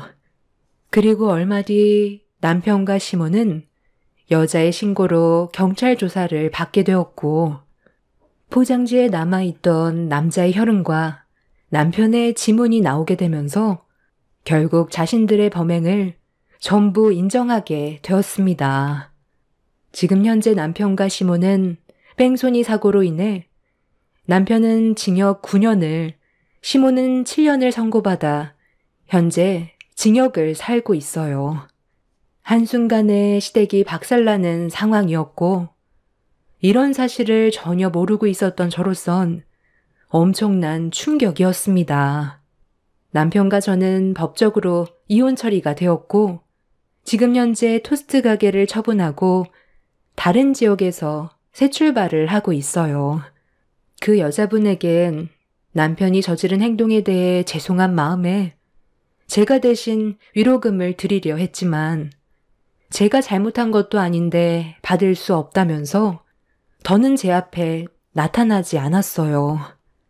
한 사람의 잘못된 행동으로 인해 한 사람의 인생을 송두리째 망쳐놓은 두 모자가 그곳에선 정신 차리고 생활하길 바랄 뿐입니다. 사람은 누구나 과거의 일들에 대해 후회하기 마련입니다. 저 또한 남편을 만나지 않았다면 이런 인생을 살아가지 않았겠죠. 하지만 이미 바꿀 수 없는 인생이기 때문에 현실에 충실하면서 아이들과 행복하게 살아가려 합니다. 다행히 암 수술은 잘 끝났고 앞으로 추가적으로 재발이 되는지 주기적으로 검사만 하면 된다고 하는데 앞으로 남은 인생 걱정 없이 마음 편히 살아가고 싶어요. 제 사연 들어주신 분들 감사합니다. 안녕하세요. 저는 40대 초반 여자입니다. 최근에 정말 어이없는 일들이 눈앞에 펼쳐져서 사연을 신청하게 됐습니다. 작년에 남편과 이혼을 했어요. 이유는 저 말고 다른 여자와 바람을 피워서 위자료 받고 각자 갈 길을 가게 됐었죠. 그때 당시 저에게는 상상조차 하지 못했던 일들이라 하늘이 무너져 내리는 것만 같은 충격적인 상황을 겪었던 터라 한동안 아무것도 할 수가 없었습니다. 저와 결혼 생활하는 동안 3년을 숨기며 살아왔었다는 거에 엄청난 배신감이 찾아왔었죠. 제가 할 수 있는 건 이혼밖에 없었지만 언젠가 남편과 상간녀가 제가 받은 상처만큼 그들 또한 그대로 받길 간절히 바랐었어요. 그런데 제 바람이 이루어진 건지 어느 날 부동산 일을 하고 있던 저에게 한 손님이 찾아오면서 온몸에 소름이 돋고 말았습니다. 처음에는 일반 손님인 줄 알았어요. 그런데 손님을 응대하기 위해 대화를 주고받다가 아들 신혼집을 마련해 주기 위해 청담동 쪽에 70평택 주택 매물을 확인해 보고 싶다는 말씀을 하셨었죠. 원하시는 매물이 확인된 게 없던 터라 그 이상이거나 이하의 매물만 있다고 설명을 드리면서 손님이 원하시는 주택이 나올 때까지 괜찮은 매물 몇 개 정도 소개해 드린 뒤 다시 부동산으로 돌아와 차 한잔 하면서 손님이 어떤 생각을 가지고 계시는지 대화를 이어가고 있었는데 한숨을 쉬면서 이번에 참한 교사 며느리를 보게 됐는데 인성도 바르고 집안도 나쁘지 않아서 자기 아들과 아주 잘 어울린다고 자랑을 하시더니 얼굴 한번 보겠냐는 손님의 말에 저도 손님의 핸드폰 속에 있던 사진을 확인해 보게 되었었죠. 그렇게 손님의 핸드폰을 건네받은 순간 저는 입을 다물지 못했었네요. 사진 속에 있던 인물은 1년 전에 저희 남편과 바람을 피웠던 상간녀였던 거죠. 제 반응이 궁금하셨던 손님은 원하시는 대답을 듣기 위해 어떤 거 같냐고 재촉하시면서 물어보시길래 정말 참하게 생긴 것 같다고 놀란 가슴 진정시키며 어색한 미소로 손님이 원하시는 대답으로 대화를 풀어 나갔습니다. 그때부터 상간녀의 예비 시모는 기분이 좋아지셔서 입에 모터를 단 것 마냥 상간녀를 아낌없이 칭찬하기 시작했어요. 그러면서 본인이 왜 70평대 신혼집으로 알아보는 이유를 알겠냐면서 좋은 며느리를 드릴수록 그만한 대우를 해줘야 한다고 괜찮은 매물이 나오면 다시 연락달라면서 조만간 다시 얼굴 보고 얘기하자며 집으로 돌아가셨어요. 상당히 큰 충격을 받은 저는 다리에 힘이 풀려 의자에 털썩 주저앉았었죠. 상간녀는 작년에 남편과 평생을 함께 하겠다며 가정을 풍비박산 내놓고 1년 만에 남편이 아닌 상당한 재력가 집안을 물어서 새살림을 차리려 했다는 거에 어이가 없었습니다. 그날 퇴근하고 집으로 돌아가는 동안 정말 많은 생각을 했었죠. 상간녀를 어떻게 처리를 하면 좋을지 상당히 많은 고민을 했었습니다. 저는 상간녀가 전 남편과 어디에서 살고 있는지 알고 있기 때문에 어떤 상황인지 확인이나 해보려고 상간녀 집 앞에 차를 주차한 뒤에 시동을 끄고 주변을 살피면서 집안에도 불이 꺼져 있는 상간녀의 주택을 멍하니 바라보고 있었습니다. 그렇게 한참 동안 상간녀의 집 앞을 멍하니 바라보고 있는데 이게 뭐 하는 건가 싶더라고요. 어차피 전 남편과도 이혼을 했고 이제 더 이상 신경 쓰지 않아도 되는 사람인데 뭐가 미련이 남아서 상간녀 집 근처에 차를 세워두고 주변을 살피는 건지 제가 참 한심해 보였었죠. 그래서 서둘러 집으로 돌아가는 게 속 편할 것 같아 차 시동을 걸려고 하는데 갑자기 상간녀 집 앞으로 남녀가 서로 다투면서 걸어오고 있었습니다. 저는 순간적으로 몸을 숨긴 다음 그 사람들을 바라봤어요. 이건 우리는 이제 끝이라니까? 언제까지 질척거릴 건데? 내가 당신이랑 평생 함께 할 줄 알았어? 우리는 아주 잠깐 튀었던 불꽃에 불과했다고. 우리가 함께한 시간이 잠깐이라고? 이 집에 얼마나 많은 추억을 만들어 왔었는데 갑자기 헤어지겠다는 게 말이 되냐고. 내가 이유라도 알아야 되는 거 아니야? 우리 사이가 단순한 건 아니잖아. 얼마나 힘들게 이루어진 사이냐고. 나도 모든 걸 포기하고 당신을 선택했는데 이제 와서 갑자기 이러면 나더러 어떡하라는 거야. 그래, 단순한 사이는 아니지. 당신은 애딸린 유부남이고 나는 그런 유부남을 뺏어온 상간녀니까. 그런데 그런 꼬리표를 달고 사는 거 나는 원하지 않아. 깨끗한 남자를 원하지. 뒤가 더러운 남자와 평생을 함께할 자신은 없다고. 우리 처음 만날 때 내가 얘기하지 않았어? 언제든 헤어질 마음의 준비는 해야 된다고 몇 번이나 말했었잖아. 같이 지내는 동안만큼은 서로에게 최선을 다하자고 했었지.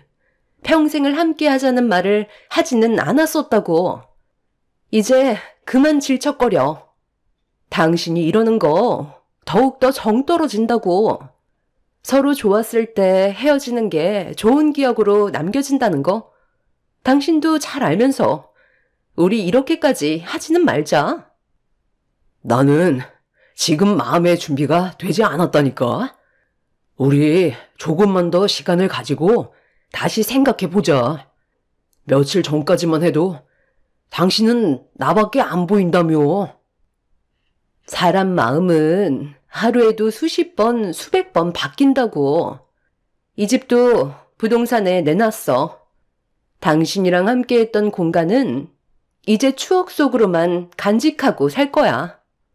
최대한 빨리 집을 처분하는 게 좋을 것 같아서 부동산에 키 주고 아무 때나 들어와서 확인해 보라고 했으니까.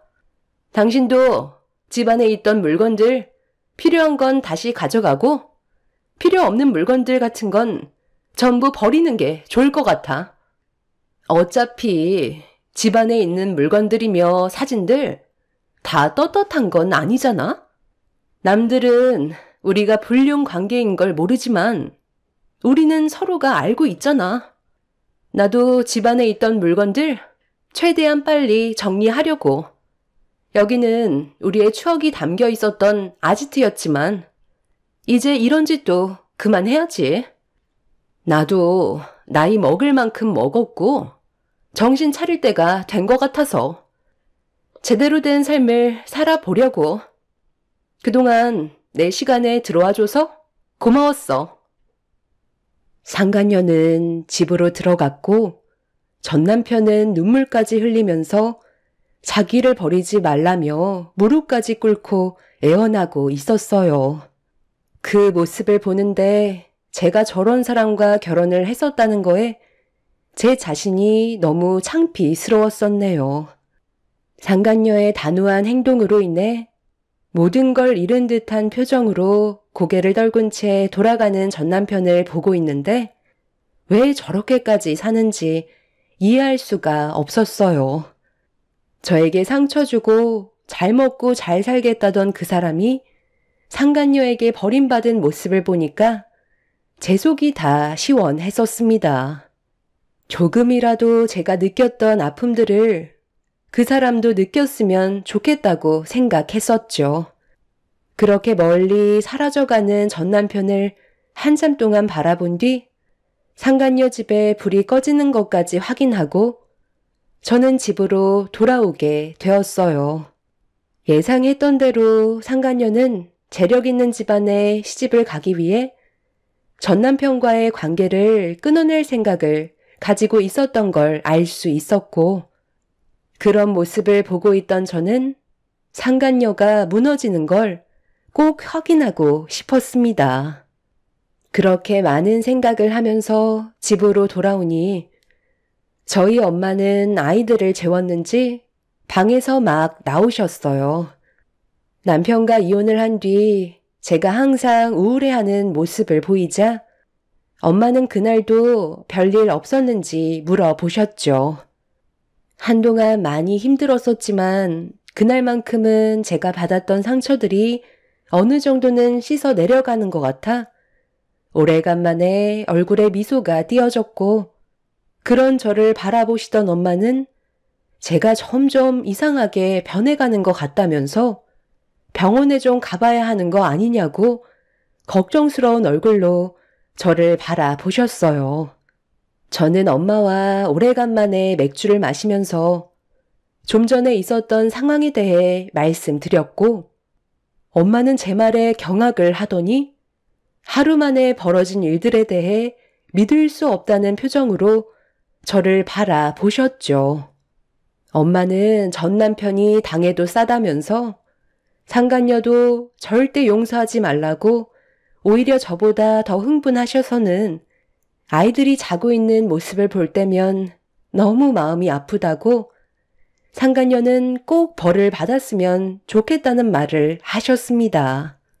저 또한 상간녀가 행복하게 결혼식까지 가는 건 원하지 않고 있었어요. 제가 살아있는 동안 상간녀가 행복한 삶을 사는 건 두 눈 뜨고 절대 보고 싶지 않았기 때문에 무조건 무너뜨리고 싶었었네요. 그런데 며칠 뒤 평소처럼 아이들 학교를 보낸 뒤 부동산 일을 시작하기 위해 문을 열고 청소를 하고 있었는데 전 남편이 예고도 없이 찾아왔어요. 별로 대화를 섞고 싶지 않아 무시하자 먼저 말을 붙여왔습니다. 내가 너무 아침 일찍 찾아왔지? 할 말이 있어서 왔는데 잠깐 시간 좀 내줄 수 있어? 당신이 나를 용서해주지 않을 거라는 거 나도 잘 알고 있어. 그런데 이렇게 살다 보니까 내가 뭐 하는 건가 싶더라고. 무엇을 위해 이렇게까지 했는지 너무 후회가 밀려와서 다시 바로잡고 싶었어. 당신은 나를 용서해주고 싶지 않겠지만 마지막으로 한 번만 기회를 주면 안 될까? 애들도 보고 싶고 다시 예전처럼 행복했던 삶으로 돌아가고 싶어. 내가 정말 잘못했어. 이미 이혼 서류에 도장 찍고 서로 남남이 됐는데 이제 와서 뭘 되돌리고 싶다는 거야? 당신이랑 나는 이미 끝난 사이 아니야? 이혼할 때 나한테 뭐라고 그랬어? 나한테 돌아올 일 절대 없을 거라고 웃으면서 내 앞에서 상간녀 손잡고 떠났었잖아. 내가 그때 얼마나 큰 상처를 받았는지 알아? 그런데 이혼한 지 1년 만에 내 앞에 나타나서 갑자기 나랑 다시 시작하겠다고 하면 내가 무슨 말이 나올 것 같은데? 그때 친권 포기 각서까지 쓰고 모든 걸 다 포기한 사람이 이제 와서 되돌리고 싶다고? 당신은 나랑 이혼하기 전까지 충분히 바로잡을 수 있는 시간이 상당히 많이 있었어. 내가 당신 다리 붙잡고 아이들을 위해서라도 돌아와 달라고 몇 번이나 부탁했었던 거 잊었지? 그런데도 나를 뿌리치고 상간녀한테 달려가 놓고 이제 와서 이러는 이유가 뭔데? 그 여자랑 헤어지기라도 했니? 그래서 만날 여자가 없으니까 아쉬운 대로 나라도 끼고 살아야 될 것 같아? 절대 받아줄 일 없으니까 아침부터 기분 잡치게 하지 말고 당장 내 눈앞에서 사라져. 내가 어떻게 하면 받아줄래? 시키는 건 뭐든 다 할게. 당신이 원하는 건 그게 무엇이든 할 테니까 제발 마지막으로 한 번만 용서해 주라. 애들이 불쌍하지도 않아? 평생 아빠 없는 자식 만들 거야? 내가 다시 잘하면 되잖아. 가정에 충실하고 그동안 당신이랑 아이들한테 못했던 거 원 없이 해주면 되는 거 아니야? 이미 애들도 당신이 그 여자랑 바람 피워서 우리 가족 버리고 갔다는 거 다 알고 있어. 더 이상 애들한테 상처 주지 마. 영업 방해로 경찰에 신고하기 전에 이제 그만 나가줬으면 좋겠는데. 당신이 뭘 해도 달라지는 건 아무것도 없을 거야. 애초에 너희들은 불완전한 관계였던 거 몰라? 당장 내 눈앞에서 그 더러운 면상 좀 치워줄래? 저는 전 남편을 밖으로 밀치면서 부동산 사무실에 들어오지 못하게 했어요.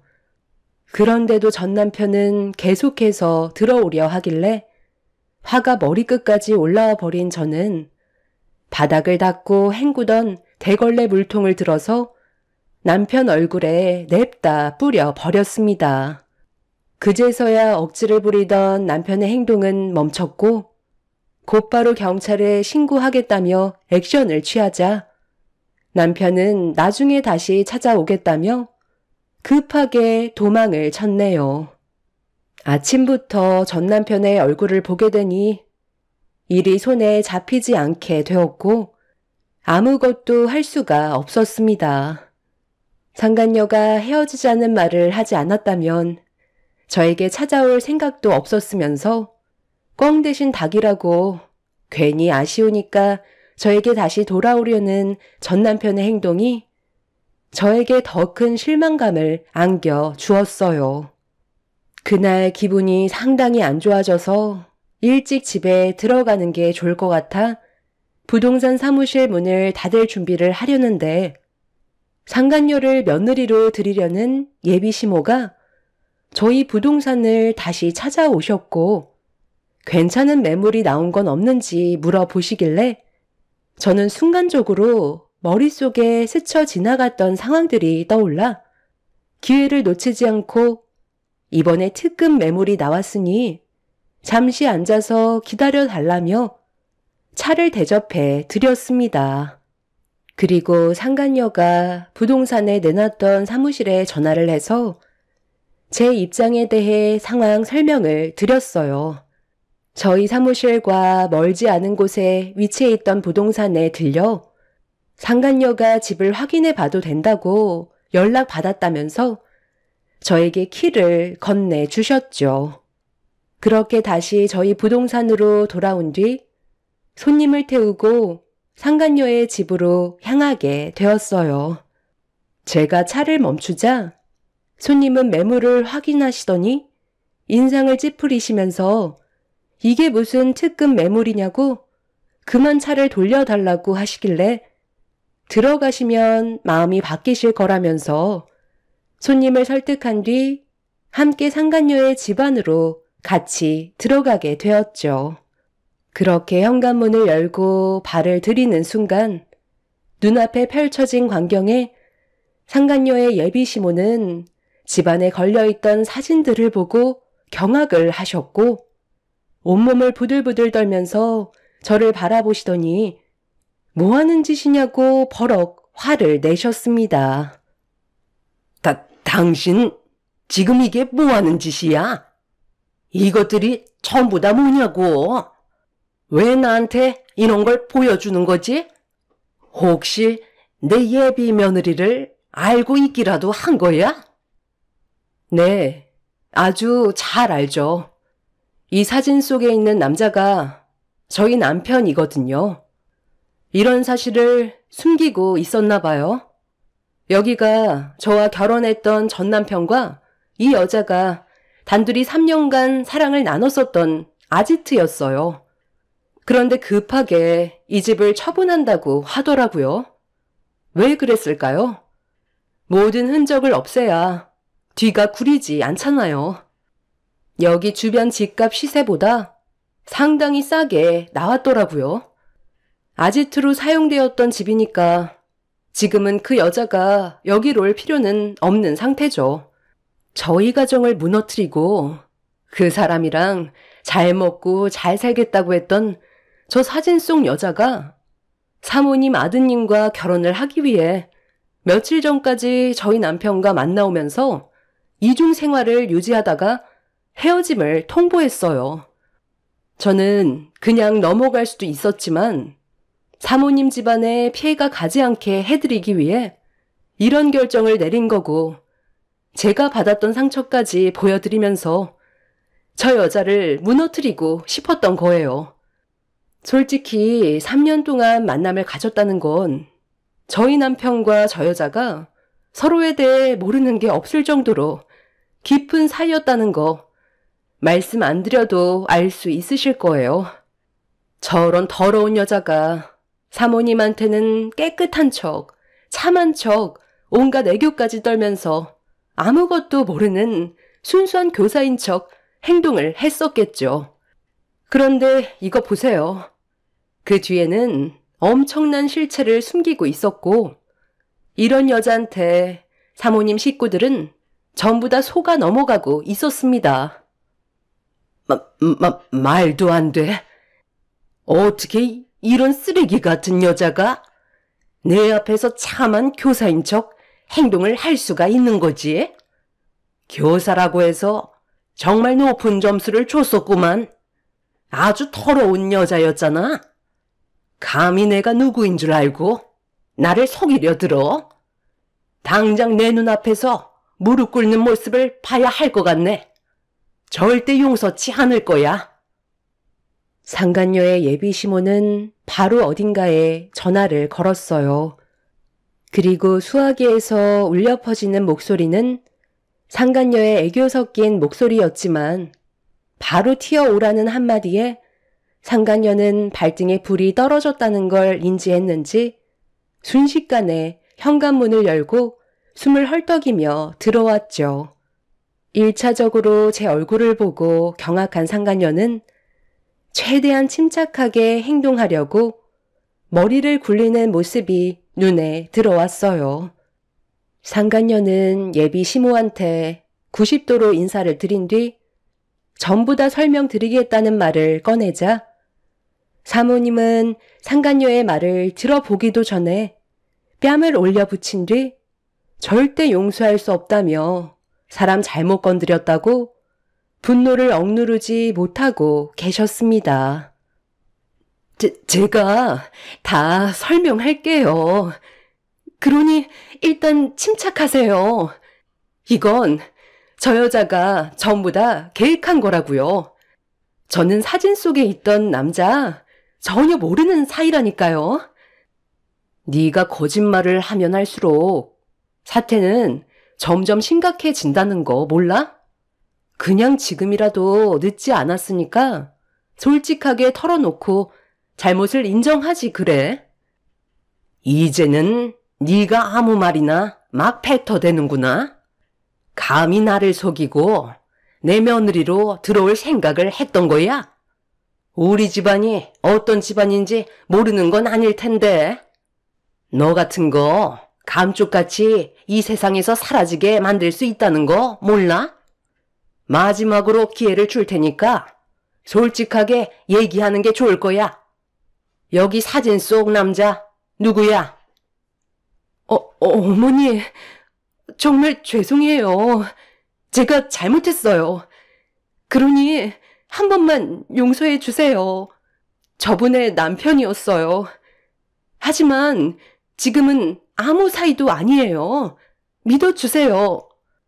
이 집을 내놓은 것도 관계를 정리했기 때문에 전부 처리하는 중이었다니까요. 저는 기성 씨 아니면 앞으로 살아갈 수가 없는 사람이에요. 저희 이제 결혼식밖에 안 남았는데 과거에 있었던 일로 모든 걸 망치고 싶지 않아요. 잠깐 스쳐 지나갔던 인연일 뿐이고 저 사람한테도 이건 잘못이 있는 거라고요. 저 여자가 자기 남편 간수 못해서 이런 상황이 온 걸 지금 제 탓으로 돌리고 있는 중이라니까요. 제가 어머니한테 얼마나 잘하는지 아시잖아요. 너 때문에 우리 가정은 아직까지 휘청거리고 있고 아이들은 지금도 정신과 치료를 받고 있는 중이야. 너 하나 때문에 우리 가정은 무너져 버렸다고.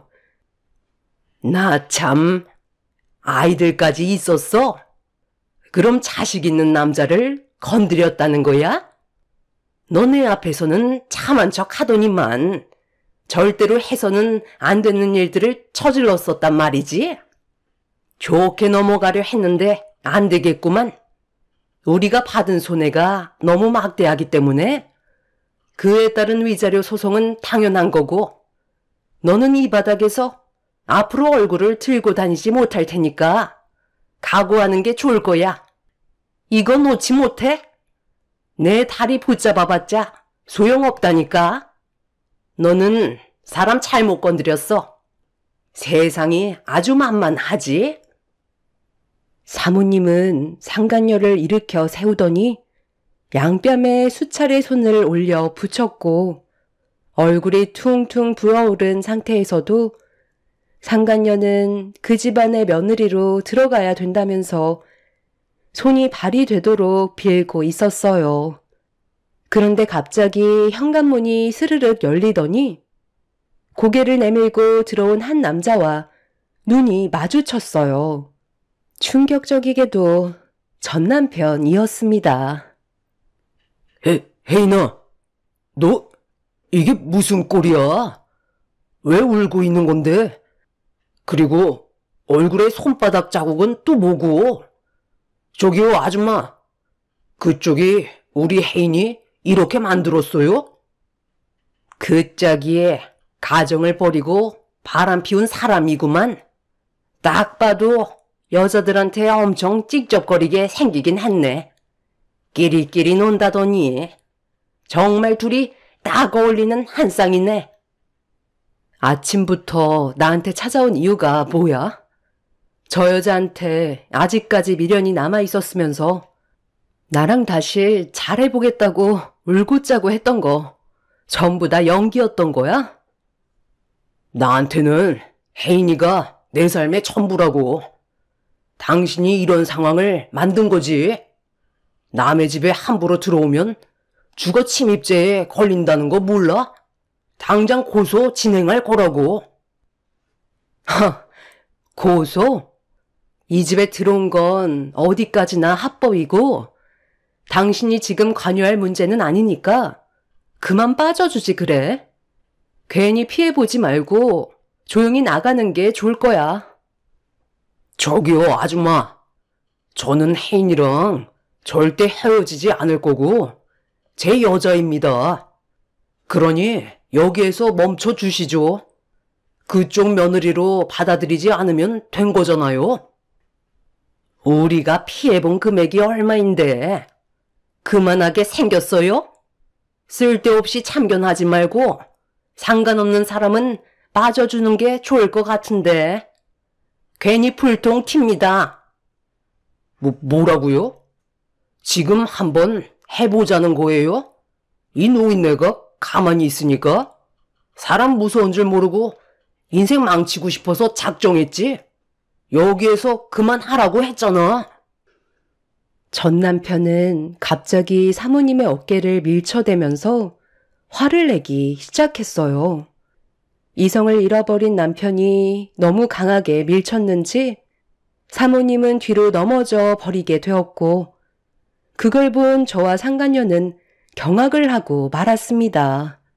상간녀는 전 남편한테 정신 나갔냐고 강하게 밀친 뒤 사모님의 몸 상태를 살피고 있는데 넘어진 사모님은 상간녀 보고 비키라면서 발로 밀어 버렸어요. 그리고 넘어진 몸을 일으키더니 어딘가에 전화를 걸었고 잠시 뒤 덩치 있는 사람들이 상간녀의 집으로 우르르 몰려 들어왔습니다. 순식간에 분위기에 압도되어 버린 상간녀와 전 남편은 아무 말도 하지 못한 채 불안에 떨고 있었는데 사모님은 받은 만큼 돌려주는 게 서로에 대한 예의 아니냐면서 어디론가 데리고 가려 하자 그제서야 사태 파악이 됐는지 전 남편은 그 자리에 털썩 무릎을 꿇더니 용서를 구하기 시작했어요. 제가 높으신 분을 몰라 뵀던 것 같습니다. 정말 죄송합니다. 잠깐 정신이 나갔던 것 같은데 제가 큰 실수를 저질렀던 것 같네요. 한 번만 용서해 주세요. 어머니, 앞에 두 번 다시 나타나지 않을 테니까 이번만 넘어가 주시면 안 될까요? 다시는 그 사람 앞에 나타나지 않을게요. 제발 여기에서 멈춰주세요. 멈출 생각이었으면 저 사람들 부르지도 않았어. 너희들이 저지른 행동에 대한 대가는 치러야 하는 건 당연한 거 아니야? 그럴 거면 덤비지를 말던가. 사모님은 제 손을 잡더니 덕분에 자기 아들 인생 구할 수 있었다며 도와줘서 고맙다는 말을 끝으로 상간녀와 전 남편을 데리고 어디론가 사라져 버렸습니다. 전 남편은 저를 애타게 부르면서 도와달라고 했지만 제가 도와줄 이유는 전혀 없었어요. 그렇게 한바탕 난리가 난 뒤 그날 이후로 상간녀와 전 남편의 소식은 듣지 못하고 있었죠. 그런데 며칠 뒤 한동안 부동산에 오지 않으셨던 사모님께서 찾아오셨어요. 갑자기 찾아오셔서 놀란 상태로 인사를 드리며 차를 대접해 드렸죠. 그동안 잘 지내고 있었어요? 나는 요 며칠 중요한 일 몇 개 처리하느라 정신없이 지내고 있었는데 처음 봤을 때보다 얼굴빛이 좋아졌네. 저도 이제 과거에 있었던 일들은 털어버리고 열심히 살아야죠. 지금은 걱정거리가 없어져서 마음이 한결 편해졌어요. 사모님은 잘 지내고 계셨어요? 아휴, 말도 마. 일 처리하는 게 쉽지 않다니까. 우리 집안을 속이고 내 아들과 결혼하려 했던 그 애는 결혼식 비용에 손해난 부분과 우리 가족이 받은 정신적인 피해 보상에 대한 대가를 갚기 위해 열심히 일을 하고 있는 중이야. 아마 적성에 맞을 거야. 눈웃음 잘 치고 남자들 꼬시는 능력은 워낙 탁월하니까 딱 맞는 직업을 가지게 해줬지. 우리가 손해본 피해 금액만 청산하면 그때부턴 자유의 몸이지만 그 전까지는 건물 밖으로 한 발자국도 못 움직일 거야. 그리고 자네랑 살림 차렸던 그 남자는 죽어도 그 여자랑 떨어지지 않겠다네. 그래서 그 여자가 나한테 진 빚을 청산할 때까지 붙어 있으라고 그랬어. 나는 무상으로 직원이 둘이나 생기게 된 거지. 자신들이 저지른 행동에 대한 대가는 치러야 하잖아. 그리고 덕분에 내 아들 인생 구해줬으니 나도 그만한 보답을 해주고 싶어서 얼마 되진 않지만 아이들 키우는데 도움 좀 될 것 같아서 좀 챙겨왔으니까 부담 가지지 말고 받아줬으면 좋겠어요. 사모님의 아들과 결혼을 하려고 했던 상간녀는 결혼식 준비까지 거의 다 끝난 상태였지만 제가 모든 진실을 밝혀버리자 그에 따른 손해난 금액이 상당한 거액이라는 걸 알게 되었고 상간녀 집안에서도 바람피웠던 사실을 숨기고 있었다는 걸 알게 된 사모님은 손해배상을 청구했지만 상간녀의 부모님들까지도 알게 되면서 교사로서 유부남을 만난 딸을 용서할 수 없다며 내쳐버린 것 같았어요. 상간녀가 교사로 있던 학교에까지 소문이 금방 퍼져서 학부모들의 반대 의견으로 교사직까지 내려놓게 되는 상황이 온 것 같았죠. 결국 사모님이 운영하셨던 술집에서 상간녀는 일정 기간 동안 일을 할 수밖에 없었습니다. 전 남편은 그런 여자가 뭐가 좋다고 같이 술집에 들어가 일을 하게 되었던 거죠. 제가 도움을 줬다는 이유 하나만으로 사모님은 저에게 어느 정도의 보상금을 쥐어 주었지만 저는 그 돈을 받진 않았습니다. 찝찝한 것보다 상간녀와 전 남편을 무너뜨렸다는 것 하나만으로 저에게는 돈보다 더 큰 걸 얻었기 때문에 사모님이 주신 돈을 받지 않았어요. 사람은 죄짓고는 못 산다는 말이 있죠. 상간녀는 자기 욕심 때문에 인생을 망치게 되었고 전 남편은 상간녀 때문에 자기 인생을 망치게 되었네요. 앞으로 저와 아이들의 인생은 행복만 가득했으면 좋겠습니다. 제가 바라는 건 그거 하나뿐이네요. 제 사연 들어주신 분들 감사합니다.